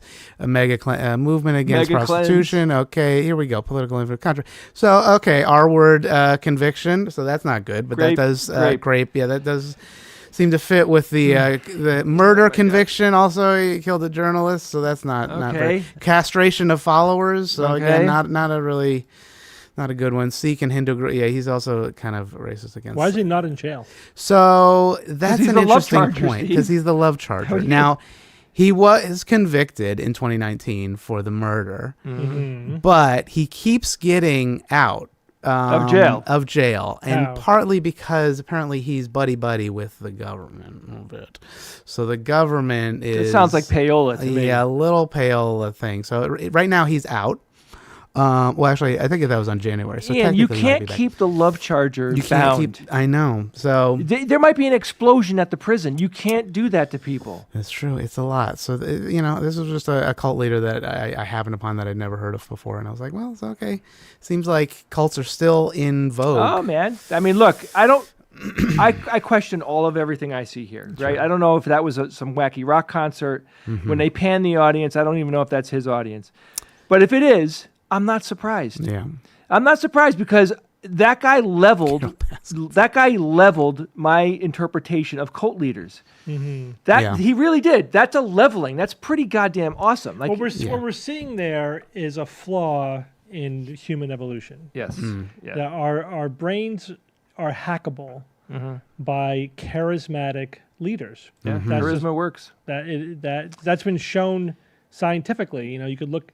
We talked about a study a few years ago about an fMRI study where they looked at people's brain activity when listening to a charismatic speaker from within their belief system and from without their belief system. And when from within their belief system, you could actually see like the rational frontal lobe part of the brain turning off, right, and their emotional centers being activated. Our brains respond to that. Yeah. Ian, it's pretty impressive. I mean, look at that crowd. Yeah, It's no, he's got crazy. it. That's right there. That's millions of U.S. dollars worth of money he's making right Yeah. there. Ian, Yeah. what is he selling? That is a good question. So, I mean, he definitely. I think you have to donate to his cult. The first rule of all cults is give me all your money. Right. The second rule of all cults is I get to have sex with all the women. That's it. And then everything else is window dressing. Yep. Yeah, and he does have like books and movies and like all kinds of stuff. So I mean, it's just like otherworldly, charismatic preacher. Turkey Yeah. Joe just quoted Steve, and I love it. Turkey Joe said, "Whenever I notice someone acting foolish, I will now say." What we're seeing here is a flaw in human evolution. Yeah. It's so, I mean, it's true. not to get into evolutionary psychology, but the speculation is that at least our ancestors and chimpanzees do this as well. Think about in a wartime situation, right? People need to follow a leader into almost certain death. Yeah. How do you get them to do that? Clearly, we are descended from those tribes who were able to do that successfully, right? If you can get people to fanatically follow you into battle, there's probably an advantage, an evolutionary advantage in that over, a tribe of rational skeptics. Like, wait, why are we fighting these guys again? Whatever. You know what I mean? It's like we talked about the fact that if you hear the rustling in the bushes and someone says, "Ooh, it's a tiger," and runs away. We're descended from those guys, not the guy who's like, "I wonder if that's a tiger. I better get more evidence and find out." Right. So anyway, the heuristics, which is as close as we get to human evolved algorithms, behavioral and thought algorithms, were optimized for survival, not for rationality or any other virtue that we may think of. And critical thinking helps you understand it and get control of these types of things, which is today an essential survival mechanism, in my opinion. Right? It's scary. It's scary enough to live in this world, but I couldn't imagine living in this world without critical thinking. Yeah, couldn't imagine it. But would you be aware? But probably, I mean, to a certain degree, I think I would be, but I wouldn't know how to articulate it and digest it and tease it apart and figure my way through it. It's a scary place. Imagine if you believed half of the conspiracy theories that are out there. Yeah, I know. Yeah, I feel like you think the government has that level of control over everything, and that they're that evil and sinister. You live in a really dark world. They simultaneously will talk about how unbelievably effed up Biden is, right? Yeah. He's so old, he can't think, he's got Alzheimer's, he's this, he's that. And then you're like, so what happened when Biden became president? He took control of every government agency. Yeah, he maniacally micromanaged every aspect of our life. Every single piece Really? of That information. dimensional Yeah, it's like like the economy's doing great. No, it isn't. It's all fake. Okay, so every single piece of information out there that's legitimate, we no longer can trust because Biden's the president. It's like a lever, ching, click it into Biden gear, and everything changes. It's like. Well, then how do you know the economy's not doing great? Yeah. How do you know what you're listening to is not fake news? Yeah. And then they say, well, it's my narrative. Yeah, no, but Steve, It's legit. That's my feelies. Mortgage prices are high, groceries are high, but don't you dare try to explain someone how we arrived here. Don't go through history and explain what it took economically for us to be in this situation. That's irrelevant. Well, all that matters is who is sitting in the seat. Well, prices are up because they're always up. But yes, there was a spike in inflation because of a disruption of supply chains following a worldwide pandemic. Oh, that. Right? Remember that? Oh, now you're just losing me. But two things about that. Boring. Since you brought it up, I can't leave that hanging there. Yeah, go ahead. No, don't leave it hanging. First, America is literally the envy of the world in terms of how well we have bounced back from the pandemic. Our inflation is lower than most other similar wealthy nations in the world. And it's already coming down, by the way. It's been below 4%, below 3%. It just took a little bit longer for the supply lines to stabilize than the economists thought, but this was a temporary thing. And increasing pay has more than offset the increasing prices. Well, right, so people are better off. They are better off than they were. Not according to these They people. are. They're objectively better off. And when you ask I agree with you. I'm agreeing with you. The crazy thing is when you ask people about the economy, you say, well, how are you doing? They're like, I'm doing fine. How's the economy? I hear bad things. The economy's terrible. Other people are not doing well. What other people? Because everyone thinks they're doing fine. Yeah. That's the fake. That's what's fake. And because why? Because the numbers are numbers. It's freaking math. They are doing fine. People have more buying power than they did. The absolute numbers are higher, but people have more buying power than they did previously. In terms of mortgage rates, there's two things. Yeah, two. So one is we have a distorted view of reality because we have lived through 20 years of historically low prime interest rates. Yes. Like abnormally historically low. But we have a generation of people who think that's normal. But it's not normal. That's actually an outlier. That's an aberration. Yep. All we've really seen is a regression to the mean. Like we've had to increase the prime rate as a way of controlling inflation. Steve, if I had $1 million and I said, go and try to convince a Trump supporter of what you just said, it would be impossible unless you gave them the $1 million. But you couldn't tell them that and have them some believe it. people are immune to evidence. It's too nuanced. It's too, they can't follow it. Well, the thing, it's not that it's, I mean, yeah, maybe partly nuance. I don't think that's a right-left problem. I think that's just a human problem. But what is disproportionate is that, people who just don't care about what's true. Yeah. It doesn't matter if it's true or not. It's just they have their facts, they have their story, they have their narrative. Yeah, that's what matters. And that's all that matters. They're indifferent. They're pathologically indifferent to whether it's true or not, which is, unsustainable for a democracy. It's completely unsustainable. So Olivia said, Jay's face is sometimes, now in quotes, this is the brother I have to endure. But let me add on to that. I love listening to Steve talk.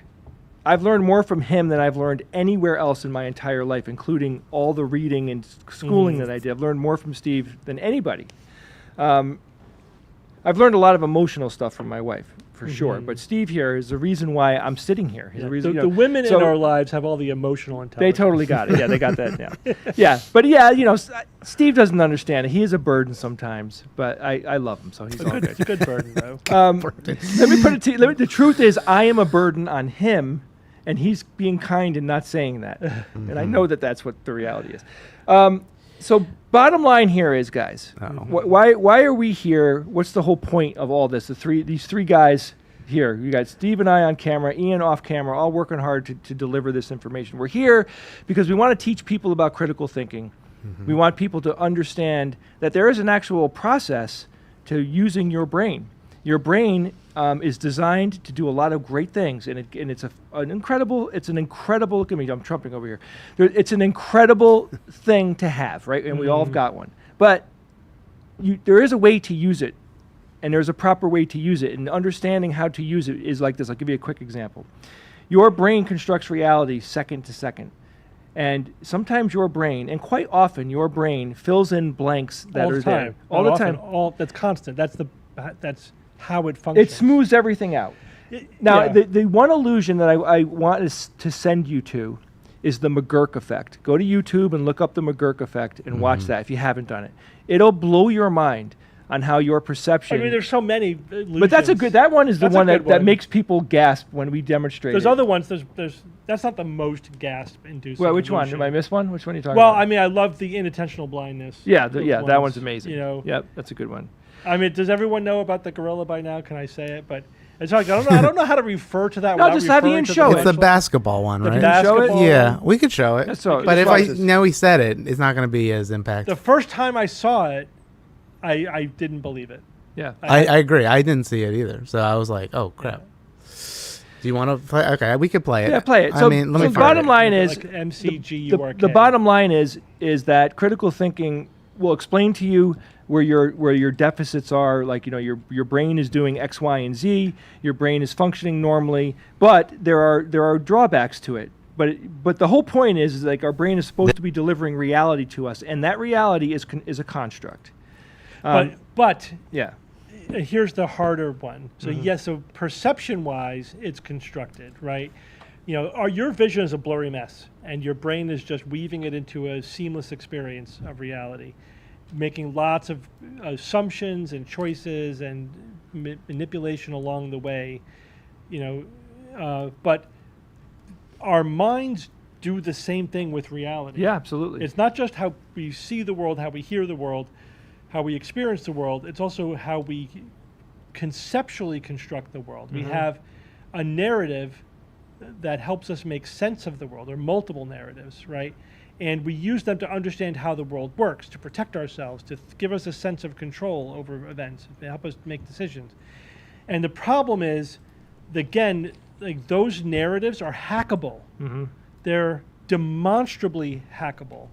And if critical thinking, skepticism is largely about consumer protection. It's largely about saying hey, here's all the ways that your brain could be hacked, sometimes by yourself, sometimes accidentally by reality, but often by other people who are doing it deliberately for nefarious or selfish purposes. Every interaction you have with marketing is a way, there is an attempt to hack your version of reality. Every interaction you have with the political system is an attempt to hack your understanding of reality. Yep. Every interaction you have with a con artist or cult leader, whatever, anyone with an ideology to sell, anyone with a story to sell, anyone with anything to sell, is an attempt at gaslighting you into believing their version of reality in which they have some material advantage over other people, or sometimes it's just they've been hacked and they're just passing it forward. They've been scared into thinking vaccines are bad for you, so they're trying to spread the news, you know? Yep. And it just sort of propagates downstream. That's so why it's constant. It's constant. And critical thinking is ultimately about giving you the tools to protect yourself against that. Yeah. Deceiving yourself, being deceived by others, being easy to manipulate. And I know we get very frustrated, but we're not blaming the victims here. No. You know, this is human nature. You can't say half of all humanity are assholes. That's kind of a meaningless statement. You're basically saying people are people. Clearly, this is the way people are. Yeah. And you know, it's not helpful just to say they're idiots or they're wrong or whatever. But we want to understand, how did we get to this place? What forces were at work that allowed this to happen? Yep. Is it partly an inadequate critical thinking education in public school? Yes. Yeah. I mean, certainly that's one element. You know, if people were more scientifically literate, were more critical thinking literate, were more media savvy, that would be a significant layer of protection against being deceived. Is it partly that, you know, it's too easy to deceive people? Sure. You know, and then I think the other thing, that this is where it gets really hard, is how do we balance an open and free society that values free speech with the fact that there are psychopaths and sociopaths and nefarious people and just greedy people or whatever who are going to exploit that openness in order to destroy society for their own benefit, you know, at some point, or I'm just using that sort of euphemistically, but right, you know, people with money and power will use their money and power to get more money and power. People who don't have money and power will do everything they can to get money and power so they can exploit it to get more money and power. That's just human nature. Again, that's also a consequence of our evolution, if you will. And so how do we create a sustainable, open democracy where there's freedom of information, freedom of expression, and yet we're not just handing the reins of our existence over to a bunch of psychopaths who are willing to go farther and harder than anybody else, right? And then interestingly, if you think about our experience online, it's just a microcosm of the world. You know, our experience online is dominated by interaction with trolls, right? We interact with trolls all the time. And researchers have looked into this, and it turns out that the 99% of trolling that happens online is done by 1% of the population who are psychopaths. We basically just gave psychopaths the keys to the kingdom. That's what happened when we created social media with no guardrails. Yep. You know, we basically made it into a free-for-all. And the problem is this is the ultimate dilemma, is anytime we say, you know, we need a free and open society with free speech, which I'm totally 100% for, but it's like, yes, but there are people who are not fair actors, right? There are people who will exploit any weakness, you know, in the system. There are people who will commit fraud, right? There are people who will lie to you to get your money. And how do we safeguard people so that you can function in the world, right? So that you can, without, you know, too onerously inhibiting our own freedoms. There's no easy answer. There's no simplistic right or wrong answer. Anyone who can summarize that in a sentence is lying to you or has something to sell or is an ideologue. You know what I mean? There's no simplistic way to do that. It's complicated and it involves trade-offs. and it involves vigilance and constantly reassessing how things are going, and do we have the balance right, and do we need to change how things are going, because it goes off the rails very easily. I think that's what we're seeing in like the last 10 years or so, is just this whole, since social media came out, just things have gone off the rails because we don't have the infrastructure to balance the freedoms that we were going for. We basically we were there too. We're like, social media is awesome. Now we can get the word out and we can interact with people. We can make social networks. It's going to be awesome. And we get blindsided, like, oh yeah, we let the crazies out too. They're in here with us. Yep. It's not just people who mean well. And also the other part of that is, it's like, oh yeah, and we're all about 10 times more of an asshole online because of the social distance. It's not, that's just psychology. Like we feel less inhibited when we're not physically in a space with somebody. So we're all a little bit worse, and the crazies really took advantage of it, and here we are. And AI is going to make it orders of magnitude worse. Well, AI could go cut both ways. Yeah, it could help us. It's a powerful tool for this sort of thing, and it's like, are we going to use it for good or for evil? What's the balance going to be? How is it going to be regulated? Who's going to be in charge? Basically, the people that we put in charge realize that, we could make billions of dollars by constantly outraging and radicalizing everybody. Let's do that. Yep. That's what happens. That's social media. We're constantly being outraged and manipulated because suddenly we are the product. Yep. Our outrage, our eyeballs are the product. And how do you get eyeballs? How do you get people to click links? You outrage them. You radicalize them. Yep. All right, let's watch the video. Okay. Yep. Here we go. So let me flip this. So I think the instruction is to count the number of bounces, right? Yeah. Okay. I think he says it The number of This passes. is a Count test of from- selective On the white attention. team, though, right? Yeah, the white team. on the white team, right? This is a test of selective attention. Count how many times the players wearing white pass the basketball. Mm-hmm.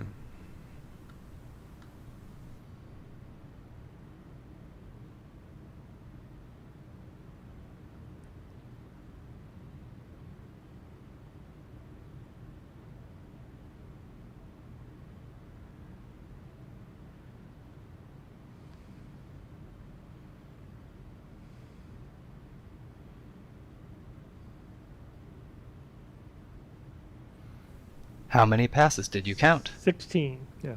I think something like that. Yeah. The correct answer is Okay. 15 passes. I think they start early. But did you see the gorilla? This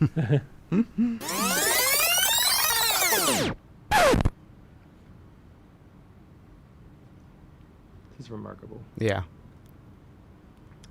Was this anybody's first time? This video is from research by Daniel Simons and Christopher Chabris and is copyrighted. Yeah. Here, look. I'll go back so you can actually see that it wasn't just like an edit in the video. They Yeah, that's why I had to re-edited do it. that to convince myself. The first time I saw it, I did not see. I did not see it either. I was like, "What?" And yeah, but it's Powerful, powerful. and it's so like absurd because he beats his chest and Yeah. stuff. How many passes did Crazy. you count? So that's where everybody watched, and then there it is. Pretty cool.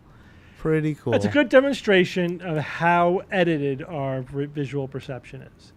And again, this is sort of, you're told to pay attention to the people in white. The gorilla's black. You're editing out the black people, so you just edit out the gorilla along with the people wearing the black. I mean, it's actually a superpower the black of your shirted brain. people. But again, like, it's still, the guy walks slowly across the full, almost full screen. Yeah. Pounds his chest, keeps going. It's blatant. And again, when people say things like, I know what I saw, or I clearly remember, or there's no way, whatever. No, you don't. You have no idea what you saw. You have no freaking idea. That's just what your brains don't work that way. They're not tape recorders. You don't know what you saw. Right? You have a distorted memory of a filtered and edited perception that is an extrapolation of a tiny piece of the information that you were being exposed to, that it was filtered through all of your biases, all of your expectations. So, and your dreams. Yes, people say seeing is believing. It's more true that believing is seeing, right? What you think, what you are looking for is what you see. Right? I like to use bird examples whenever I can. If what somebody who has never really paid much attention to birds beyond just like popular culture, what they see when they see birds versus what a birder sees when they see birds, right? It's your training and your experience and your categories and what your lexicon, like, you know what I mean? So, and I had the experience of transitioning from a non-birder to a birder as an adult, as a skeptic, and went from, seeing that's a little brown bird, that's a little black bird, that's I recognize blue jays and cardinals and crows. They're easy. And that's about it, right? But not much beyond that. And there were even, like in my early days, there were birds that I thought were the same bird for a long time. Until I realized that's two freaking different birds. Yeah. Those are two different species.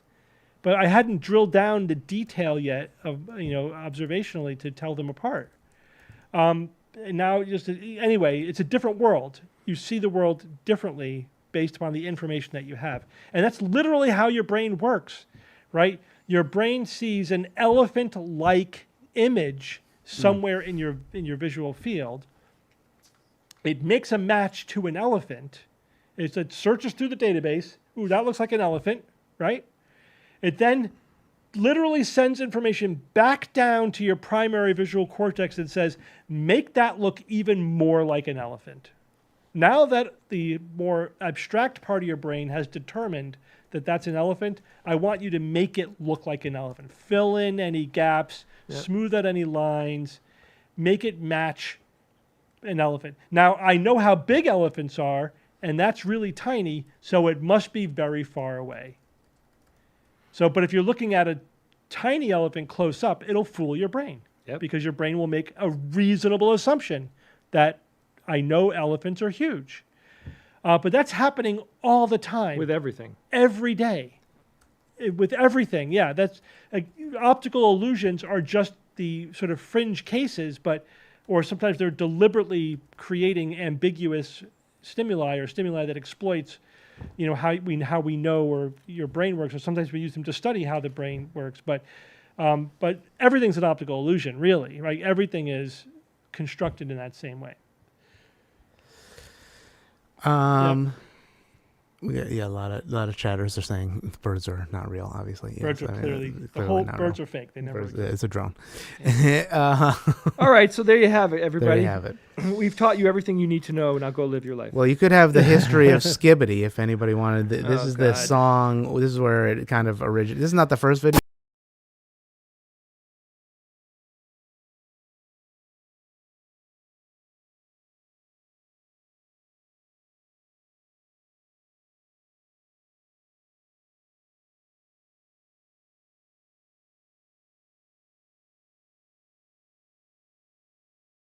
It's pretty. He's awesome. He's very wholesome, but he's skibbity. That's where the skibbity part comes from. That was one sandwich, huh? That was one sandwich. I mean, respect. Did he eat it? I don't know. They do some crazy stuff in Turkey. They just make massive food. I think it's all for TikTok and stuff, but they just do big food. Yeah, this is what you just saw is a really good summary of TikTok. It's true. All right, I think we're good here. I think we're good. I think we'll save some of this other stuff for next week. Okay. I'm going to do a couple TikToks. Yeah, we should do some TikToks. Which ones did you want to do? I want to do we could do the pseudoscience one. I could just expand on their definition of pseudoscience. The Wire. Yeah, I think and we should talk about that. How much do you think that sandwich was? Like calories or? I mean, in the United States. That was probably 6,000 calories. But in the United States, that would cost, what, $60, $70 to get You could feed two families on that. Yeah, it's a lot of money, man. All right, well, again, I mean, I'm impressed with that sandwich. Should we do a meatball sandwich? Sandwich. I also want to do the China-cured diabetes. Diabetes, yes. I figured that was a good one. Guy. All right, I will see you guys next week. Okay. I'll see you all on the show tonight, Steve. True. What are you talking about today? Did you email it to me? What? Yeah, I did. Yeah. Starliner finally got off the ground. Oh, good. So give an update. Okay, So look into it, Starline. give an Okay, update. I'll do it. Yep. All right. Goodbye, everybody. Bye-bye. Let me pull up those Friday. Oh, yeah. things. Friday is up in the air right now because we have a guest. We're going to have Christian Hubicki join us.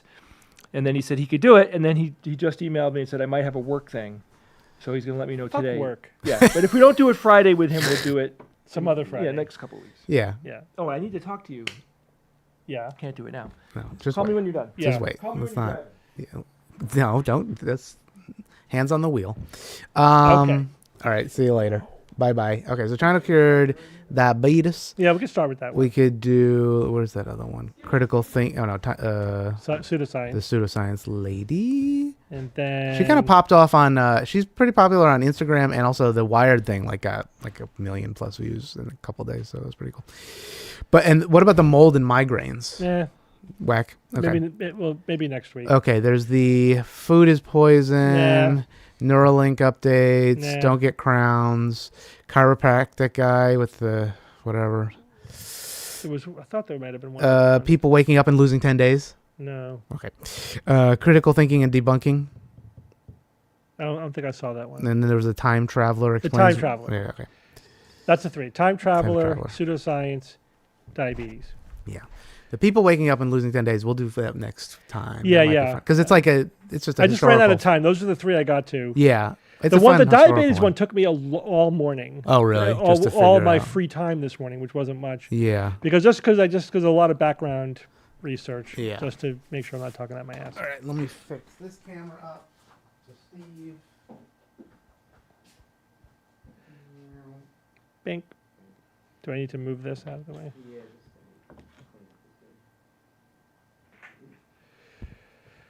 Extreme close up. That should be good. And there's this. Oh, let me stop recording on this one.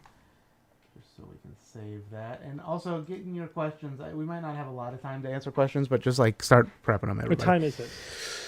1:30. Okay, we're done. All right. Yeah, it's not that bad. We kind of ran Do a through couple a lot of stuff. So let's there do are it. Sorry, which one did you want to do? Let's start with the diabetes. Diabetes. Okay, very good. Here we go. Wilford Brimley approves. All right, here we go. TikTok picture in picture. That's good.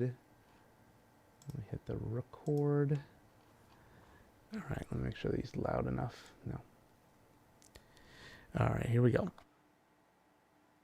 So there are reports out of China now that scientists have found a cure for diabetes, and the American pharmaceutical industry is not happy about it. There are now examples of Chinese patients receiving this experimental stem cell therapy and after about 11 weeks no longer requiring insulin, which I imagine is something that sounds amazing to people with diabetes, no longer having to poke yourself. But it doesn't sound amazing to giant American pharmaceutical companies like Eli Lilly, who currently dominate the insulin market and use it to make billions of dollars. And this has been very controversial as they've regularly increased the price of insulin, knowing that it's a necessary commodity that people with diabetes need to survive. And this is extra disgusting because the inventor of insulin, Frederick Banting, originally sold a patent for $1, saying that insulin doesn't belong to me, it belongs to the world. And if people can be cured of diabetes so they no longer need insulin, obviously that would really cut into the demand for this product and cut into their profits. And here we see the contradictory nature of the for-profit American healthcare system. Innovation and advancements in medical technology are actually disincentivized if they have the potential to cure the patient and make it so they're no longer a repeat customer for the pharmaceutical industry. So much for capitalism promoting innovation and socialism destroying it.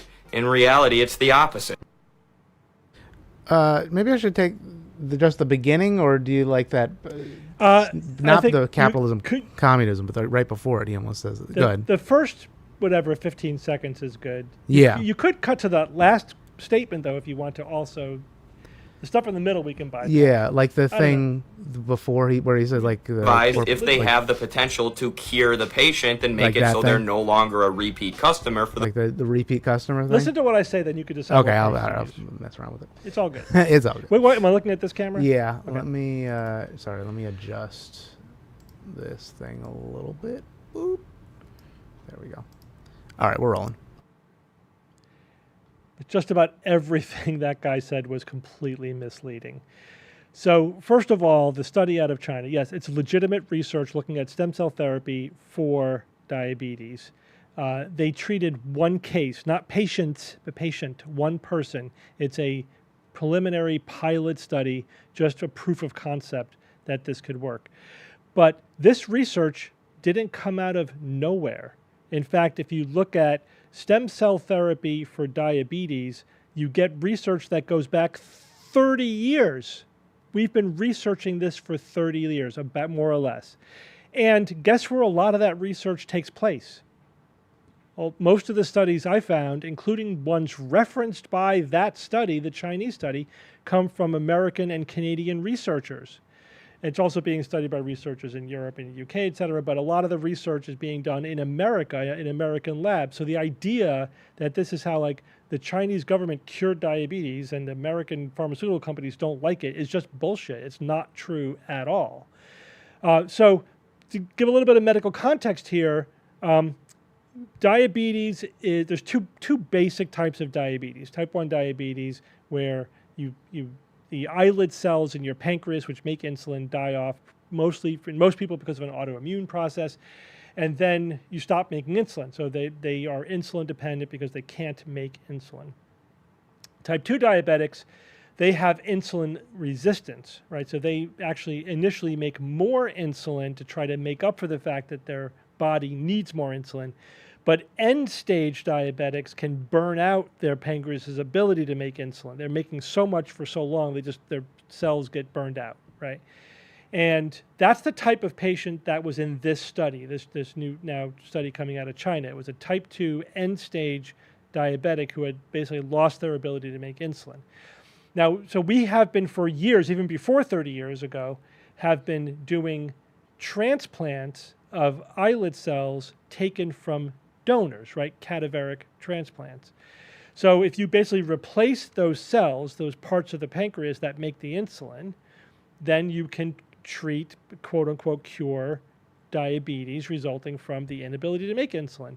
And that works. There's two main limiting factors on this. One is there's only so many donors, so we don't have enough tissue to go around.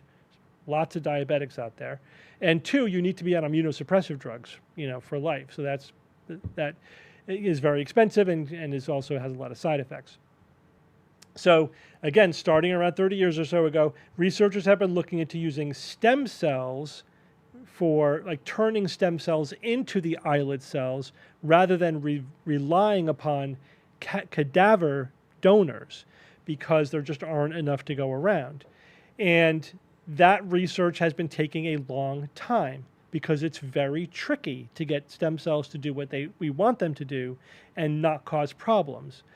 So one of the problems is that any of the cells that don't become pancreas cells can become tumors, right? You're still sitting there with these undifferentiated stem cells in you. Some of them have become the islet cells of the pancreas making insulin, but some haven't. They're just sitting there and they can cause tumors. And so that's a problem, right? You don't want to get a tumor in exchange for your diabetes.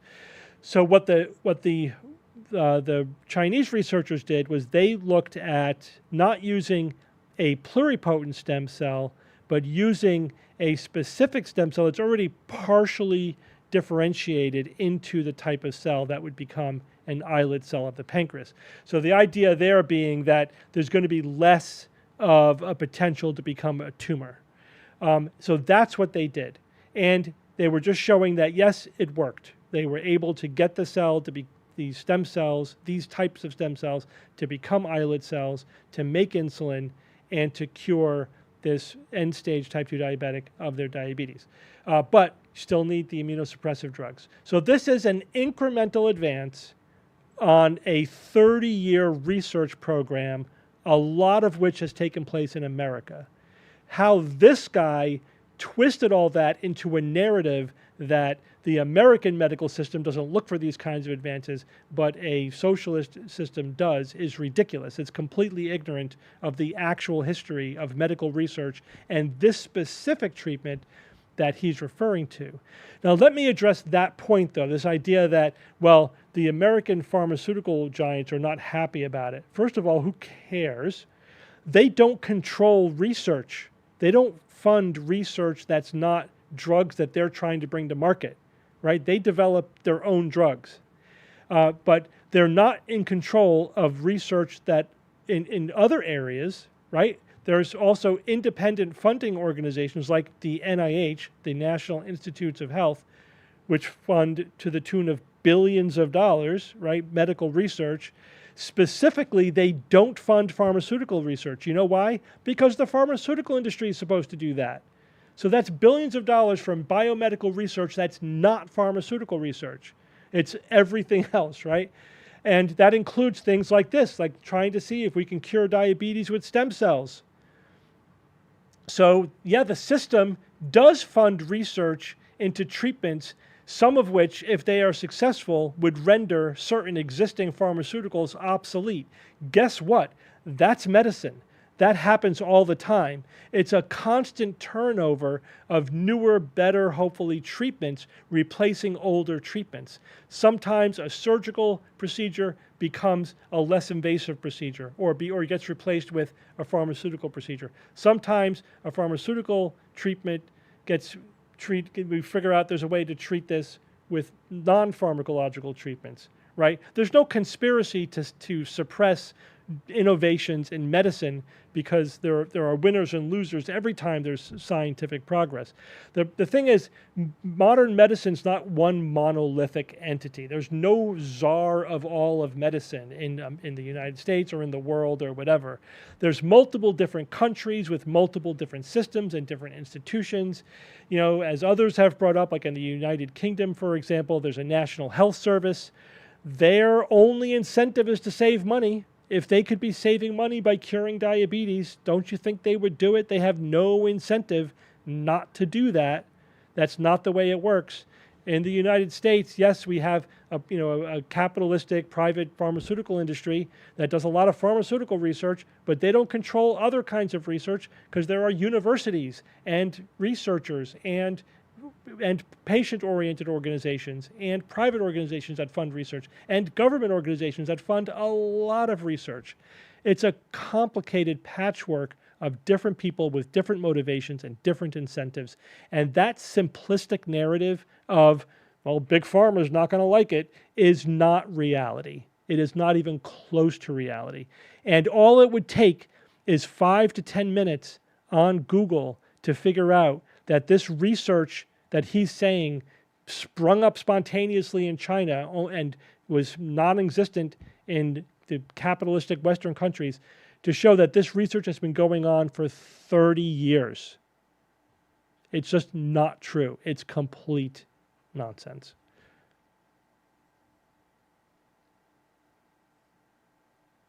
All righty, very good. Yeah, and to anybody who doesn't know, we are posting these TikToks afterwards. I just edited them up a little bit, and that's why you're watching live. Because somebody was wanting us to. He's like, "You should post this." Yes. Like, yeah. Well, that's a great idea. That's a great idea. Who knew you could do that? But they were actually mentioning that we don't get into their feed, their For You page. So it's like, yeah, I know. TikTok is hit or miss. Sometimes it's like, oh yeah, that's cool, and sometimes it's not. They don't, it just doesn't hit the algo the same way, or they hate us for some reason because we're like, we're talking about things that they are like, ooh, don't say that. Like all social media kind of is a little bit. Anyway, all right, let's move on to the next one. Pseudoscience? Yeah. All right, we'll go pseudoscience. Let me full screen this so it's not wacky. There we go. Yeah, I don't know if it's really shadow bans, but it's just like some content they don't want to put in the feed. So sure, whatever you want to call it. All right, let's record. Now I'm going to get dinged because I said China. I know. Don't say China. China. All right, here we go.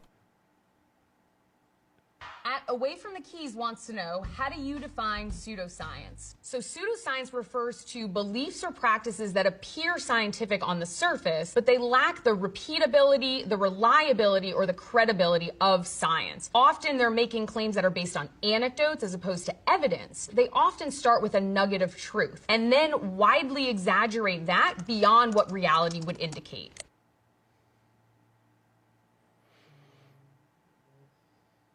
All right. And we're rolling. Thank you for that. That's actually a very reasonable, if brief, definition of what pseudoscience is. But of course, this is my stock and trade, so I want to go into a little bit more detail. I actually have been writing about pseudoscience for about 30 years now. I have multiple articles on Neurologica and on the SGU website defining pseudoscience, different aspects of it. There are some other specific features I'd like to mention. The main difference between pseudoscience and genuine science, first of all, it's a continuum. It's not like there's pristine science on one side and rank pseudoscience on the other. There's a continuum all the way across the spectrum. But things that are towards the pseudoscience end of the spectrum, they tend to start with the conclusion and then work backwards. And then everything else kind of flows from there. They rely upon low quality evidence and they cherry pick their evidence. They're not fair or reasonable in how they decide to look at evidence or weight which evidence to count, right? They just say, this evidence supports my preconceived notion, so I'm evidence-based, right? I'm following evidence. Nope, you're choosing your evidence. The evidence isn't choosing the answer that you're following. They also, again, they work backwards in that they design the tests to basically show what they want them to show. And they use poor methodology. Now, this could be a long conversation. I'm not going to get into the weeds here on this video, but there's a lot of methodological choices that researchers have to make. How to choose the question that you're asking, what measures to use, how to decide how to interpret those measures, and then how many subjects are you going to look at, or how many endpoints are you going to look at? How are you going to collect data? Are you going to blind the evaluators? How are you going to blind them? Are you going to assess the blinding? What kind of statistical analysis are you going to do? And you should make all of those decisions prior to collecting data, and then collect data in as an objective and blinded a fashion as possible, and then analyze the data in the way you said you were going to analyze it before you collected the data. Now, what pseudoscientists often do is they will make all those decisions as they're collecting the data or after they look at the data, because then you could make whatever conclusion you want, right? You could make the data show that something works or doesn't work, is real, is not real. So it's basically they use poor methodology because they cheat. Sometimes they don't realize they're cheating. They're just bad scientists. If you look at, for example, parapsychology research over the last 100 years, they innovated a lot of things, which is basically just formalized cheating. For example, optional starting and stopping. They justified this by saying, well, psychic abilities take a while to warm up, and then they last for a while, and then they stop working. So we're going to take a sequence of data and we'll decide arbitrarily when the psychic powers started working and when they stopped working, optional starting and stopping. So what they really did was give themselves permission to cherry pick a subset of the data that happened to be a drunken walk in one direction. And they said, that's an effect. It's statistically significant. It's not statistically significant. It only looks that way if you cherry pick only that one sequence of data, which you're doing post hoc. After you have the data, you're saying, oh, look, this drunken walk went in one direction or another. The other thing is they said they came up with the idea of psi missing. Now, random data is, as I said, it's a drunken walk. It kind of goes back and forth. And if with hits being this way and misses being this way, I said, well, they had a string of hits over here, so that's when the psychic powers were working. But sometimes there's a string of misses that is statistically significant. Again, if you cherry pick it. And they say, well, they were psi missing. They were missing more often than by chance. So somehow they were avoiding the thing that was supposed to be the target. It's still evidence of psychic ability. No, it isn't. They're taking random data and they're figuring out ways to justify cheating to cherry pick subsets of that data. That's pseudoscience. In order to do real science, you have to be methodologically extremely rigorous. You have to design studies so that your biases will not be reflected in the data. You have to do everything you can to prove that you're wrong, which brings me to the final feature I want to talk about, and that is that pseudoscientists are trying to prove their ideas right. Real scientists should be trying to prove their ideas wrong. They should be designing the study specifically to show that their idea is wrong. And only if it survives multiple dedicated attempts at proving it wrong do we say, maybe I'm onto something here. I don't know. Let's see if other people can replicate it. Let's see if it's actually real. That's actual science. But there's a lot of pseudoscience out there, and there's also a lot in the gray zone. There's a lot of, it's sort of good real science, but it's methodologically problematic, to in the gray zone, and then all the way over to rank pseudoscience, which we see a lot of as well.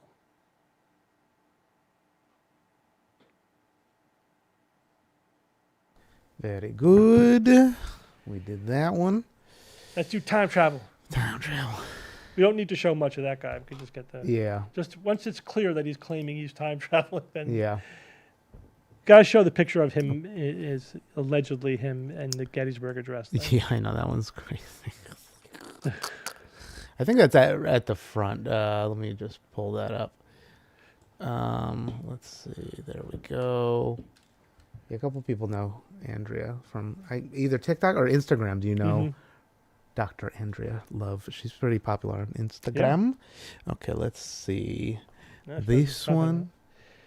Okay. And wait, can I do this? Oh yeah, I'll flip it like this for you guys on the YouTubes. All right, let's see. Record. Here we go. Actually, what happens when you go back and you try to change? Let me up the volume. I don't know why it's so quiet. Actually, what happens when you go back and you try to change the past? You're in the original event. So the paradox actually is the paradox of retrocausation. Let me use an example. When in 1972, I was sent by Dr. Sterling Colgate and my father from a time lab in East Hanover, New Jersey. The building's still there. It's the brick daycare center at a Presbyterian church on School Road in East Hanover, New Jersey. That was a time lab in the early 70s. I was sent there via a technology called plasma confinement to the day that Lincoln gave the Gettysburg Address, which was November 19th of 1863. And I was photographed by a photographer that I think was Matthew Brady. It's disputed. Some people believe it was a photographer assistant of Brady named Bacharach.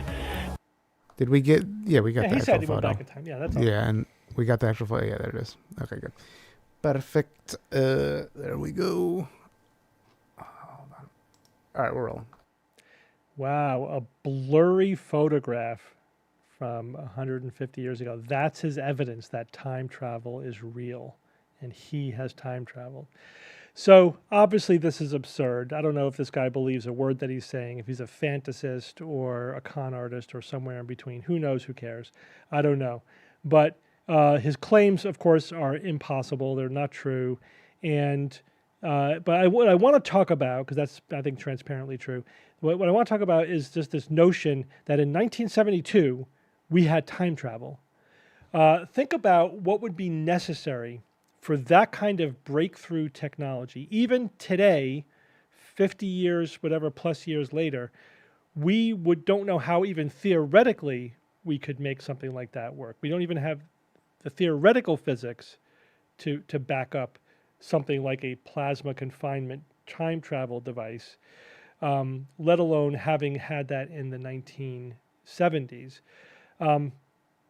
So further, that kind of a research program would require probably billions of dollars and hundreds of scientists, collaborating, even if just in the community over decades. Even then we couldn't do it. We haven't done it. Maybe centuries to really, even if it ever theoretically even could work. Who was funding all this research? Where was the billions of dollars coming from? And where's all of the scientific research that led up to this technological breakthrough, this time travel device? Breakthroughs like that do not come out of nowhere. There's a paper trail in the research, right? For anything, any significant advance, there's all the research that led up to it, going back usually decades. Somebody made the first, basic science discovery. They didn't even know what the implications were going to be. And then that gets built on and built on and built on, and eventually the picture starts to come clear that, oh, we could exploit this to do this thing, whatever, time travel or something else. And then decades more of research trying to figure out how to make that happen, and et cetera. The idea that out of nowhere, we had time travel devices back in the 1970s is absurd. It's impossible. There is absolutely no way that research program was hidden from the world. And there was absolutely no way that Sterling Colgate invented time travel without any other scientist knowing about it, without publishing 100 papers establishing the physics, without any precedent, without anything coming before it. Also, it's not as if we don't know what this guy was doing over these years. He was the president of New Mexico University. He's an astrophysicist. He was doing research in astrophysics, and he's doing research in nuclear explosions. When did he have time to invent time travel? Right? I mean, when you're saying this guy secretly did decades of research funded with millions or billions of dollars that nobody knew about? I mean, come on, dude. Seriously? This is bad science fiction. If I read this in a science fiction book, I would be like, come on. This is terrible, lazy writing. It's not even slightly interesting. It's just absurd. But I just wanted to use this as an example of pointing out that people have this old-fashioned movie kind of idea that you can invent these amazing technologies in your basement without any paper trail in the scientific literature. That's not how modern science works. Maybe 300 years ago you could do that when we went from knowing nothing to knowing something, but you're going to invent time travel without all the physics to back it up? Sorry. That's just lazy ignorance of science.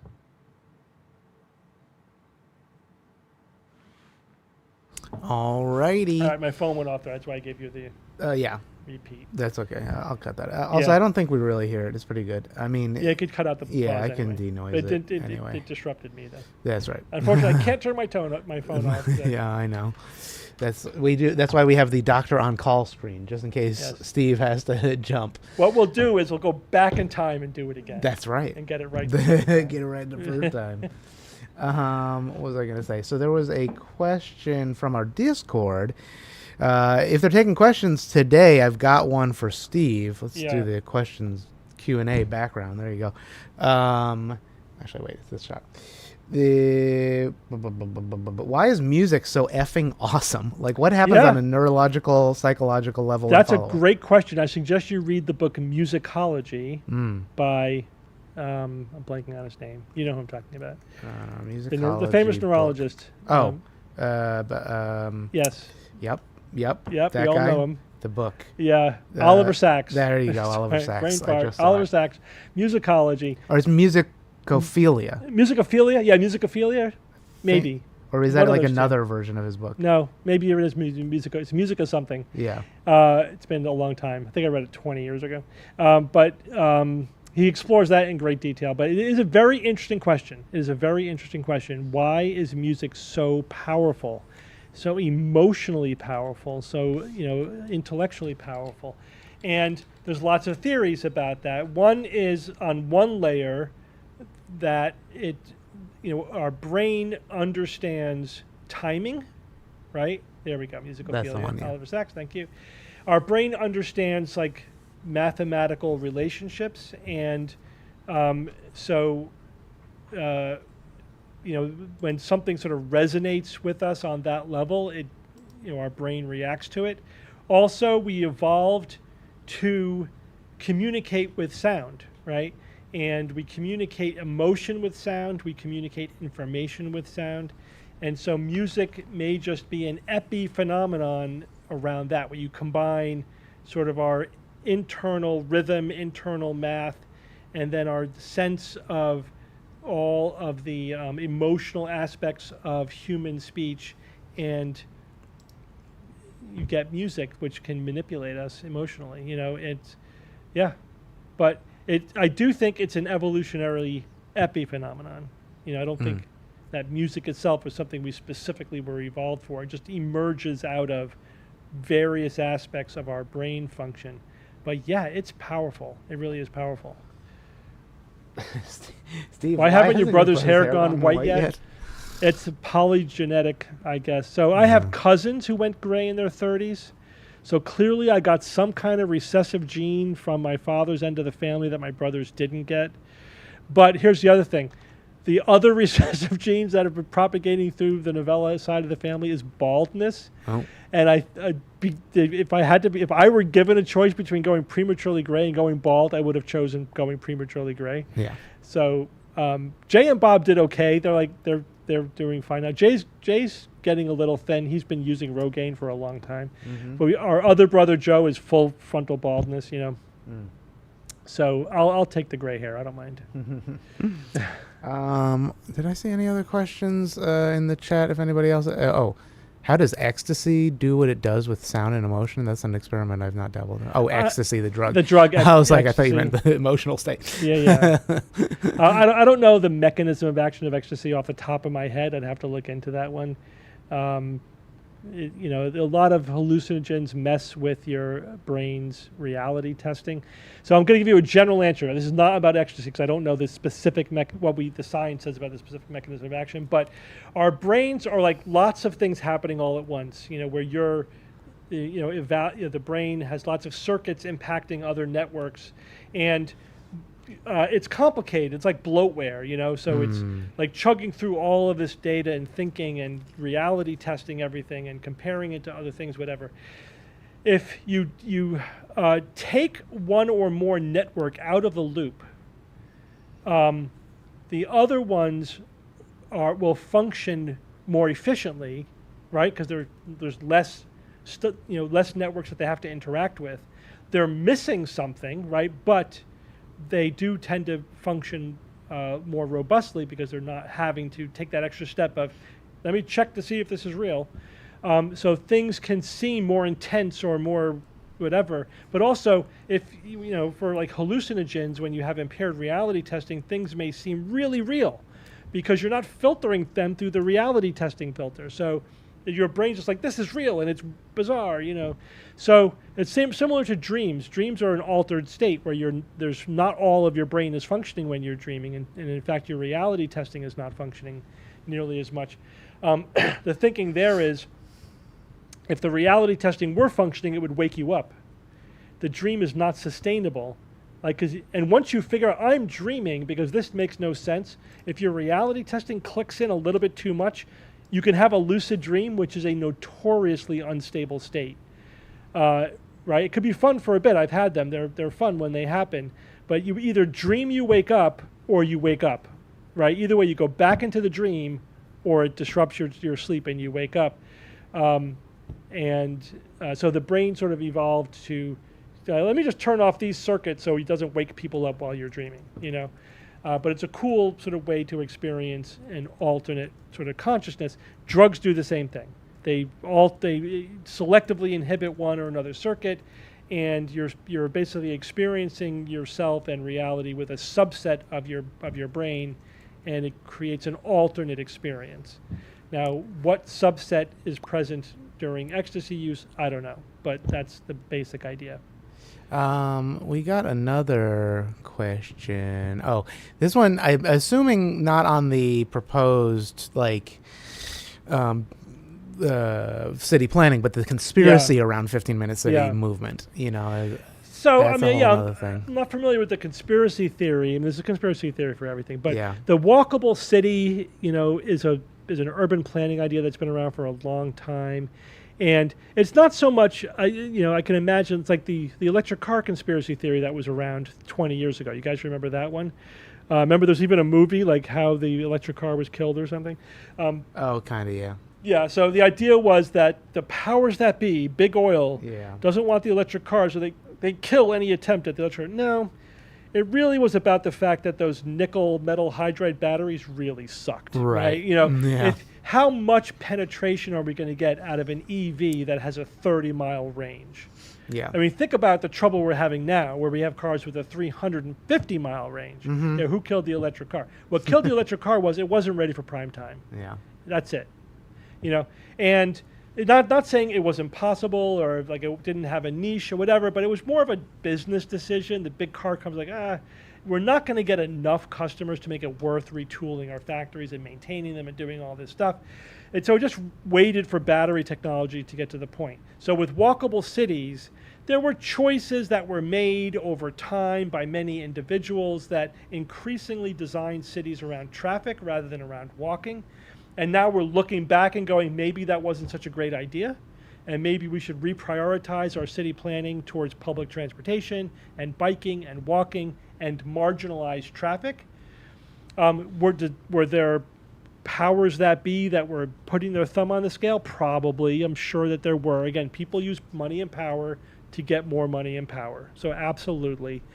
But, there's a lot of talk these days about how can we efficiently reorganize or optimize living spaces so that they're more walkable. We don't have to take a car everywhere, and that's all good. But it's not easy.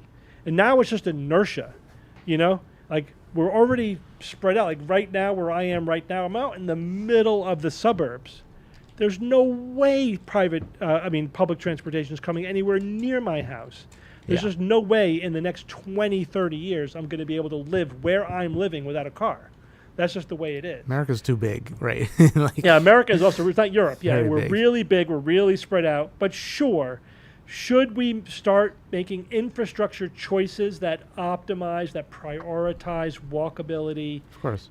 Absolutely, we should be doing that. But we'll see what happens. But I don't think it's one conspiracy or one entity. I think it's just there's a lot of factors at work, and this was sort of the net effect of all of those social influences. Yeah. And now that we're thinking like global warming is bad and our over reliance on cars is bad, as opposed to, by the way, I was writing about this recently actually, and the other thing I brought up was, again, not a conspiracy, just a marketing ploy. 80% of new cars in the United States, 80% are SUVs or light trucks. It's ridiculous, right? It's honestly ridiculous. People are buying trucks to commute to work. You know what I mean? Like they're not using them as a truck. Some people are, again, but not 80%. Are 80% of people using? Yeah, it's like a status thing. It's partly status. It's partly a size war on the roads. Like you don't want to be in the smallest car on the road. It's marketing. It's like this. So what happened was one company. I forget the name of the company. It's now defunct. I think it got rolled into GM or something. The company that made Jeeps for World War II. After World War II, they're like, hey, I wonder if we could market our Jeeps to civilians. Yeah. And we'll show cool people riding Jeeps in the city, And it worked. Willys. And it led to apparently the SUV. No. Isn't that Willys? Doesn't think so. W? I don't know. Willys. It says, or maybe Willis. Produced 363,000 Jeeps and Fords, some 280. Well, whatever. Maybe I forget the name. That wasn't the name I remember. But it basically led to the SUV industry because car companies realized they could make more of them, higher profit margin on them. But also, they're regulated differently. That company that made those Jeeps was successfully lobbied the government to classify them as light trucks and not cars, so that they had much less of the regulations in terms of fuel efficiency. So suddenly they're they're less regulated, they're more profitable, and the industry loved it, and they started heavily marketing SUV culture to Americans. Yeah. And now 80% of our vehicles are SUVs. So is that a conspiracy? I think it's it's marketing forces using the marketing to make more money, to have less regulation, and the public buys it. Well, the conspiracy gets a little weird and a little specific. So the reason I also know about this is I have some like family friends that kind of believe this shit, which is like, oh god. Like somebody in the chat said, FYI, the 15-minute conspiracy theory is a conservative conspiracy theory that says the UN wants to force us into 15-minute cities that we won't be allowed to leave, and Cove Cove was part of the plan. Yeah. So it's they think there's also control zones where it'll be like open air prisons where you'll need a permit to leave your zone. Hence, the 15-minute is like a prison. A prison of there's only you can go from side to side in 15 minutes. Because dumb people could turn anything into a conspiracy. Yeah, basically. it's really just, and now of course it's led to death threats because of the internet and all that kind of stuff. So it's like that's where it gets to. It's like, hey, what if we had, an easier way to get around the city? It's like, why are you trying to kill us? Like, what, so. Yeah, that is the conspiracy that I know. It's heard. Like maybe we're eating a little bit more beef than we should be eating. We're eating 5 times as much meat as we were eating 30 years ago. I'm gonna eat twice. They want to take away all of our meat. Right. They're trying to steal our burgers. Yeah, I mean, come on. Michelle Obama's stealing my burger. Right. That's just political bullshit. Yeah. So that's a silly one. But I mean, it is an interesting conspiracy and how it festers in these certain communities. But then it spoils. It's like the woke thing. Like, but it's like, but there's legitimate issues here. It's like, sure. We really shouldn't be all driving SUVs. You know what I mean? It's just not necessary. Like if you're like in my family, my wife has a commuting car and we have one family car. And yes, it's an SUV, but that's our family car. That's that would be a van in the 80s or 70s or a station wagon in the 60s, right? You need to have one family car that you could cram 7 people into and all the groceries or long trips or whatever. That's fine. And I think the SUV as a family car, it's not bad. They've kind of evolved into that sort of niche. But like that shouldn't be 80% of our cars. People are just using them just for everyday commuting. It's ridiculous. Yeah. Anyway, so that was a fun one. Yeah. Anything? I ate so much beef after COVID, my taste for beef is diminished. Okay. Let's see. And now you're allergic to cockroaches. Yeah, right. Exactly. Cooking beef right now. All right. Don't get me wrong. I love beef, but we eat a lot of it. I don't eat a lot of it. I eat it every now and then, but I just the thing is, I look at it more this way. There are unconscious social forces at work, and then there's marketing forces at work, and it sort of moves society in a direction that nobody's planning or foreseeing. It's just like you have companies looking at the next quarter and people looking at their immediate needs, and then there's no planning involved, and then shit just happens. And then we look back at the unintended consequences of this, and we could say things like, how did we end up eating 5 times as beef as we were eating 50 years ago? How did we end up with 80% of people buying SUVs? How did we end up with like a completely inadequate public transportation, and where you can't get anywhere without a car in this city? And with cities being overrun by automobiles, like how did we get here? Do we want to be here? Is this the way we want our world to be? Can we maybe think about it and start moving things in a direction, not because it serves some immediate purpose for some subset of people, but because there's some planning involved, right? Again, this is what the government is for, is long-term global kind of planning so that we don't end up in places nobody ever wanted to get to, but it just sort of happened because of short-term thinking, or non-thinking. All right.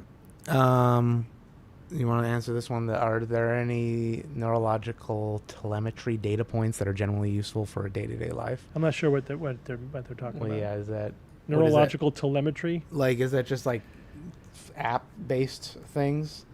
Telemetrical data is like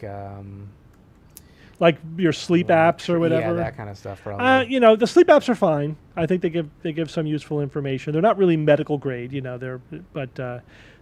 they're fine, and those kinds of things. That technology is getting better all the time, tracking things.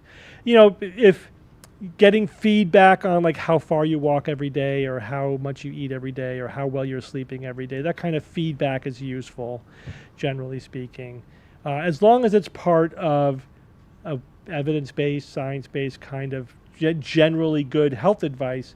If you're connecting it into some pseudoscientific nonsense, then it's counterproductive, right? Then also, what I recommend is like, don't get obsessed over it. Don't let it control your life. This is to make you enhance your life, not control your life. Yeah. So that's just a good, again, step back and thinking, like, is it worth it? Like, what am I doing here? Am I like, and don't think it's magic either. Like, don't think if I obsess about this app or whatever, I'm going to live forever. Like, no, don't fall for that either.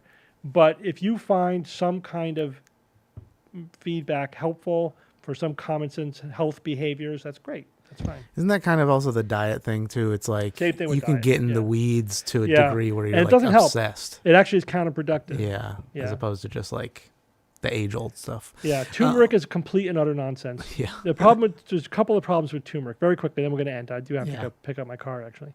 So turmeric has a very low bioavailability. Almost none of it gets into your system. So I don't care what happens in a petri dish or whatever.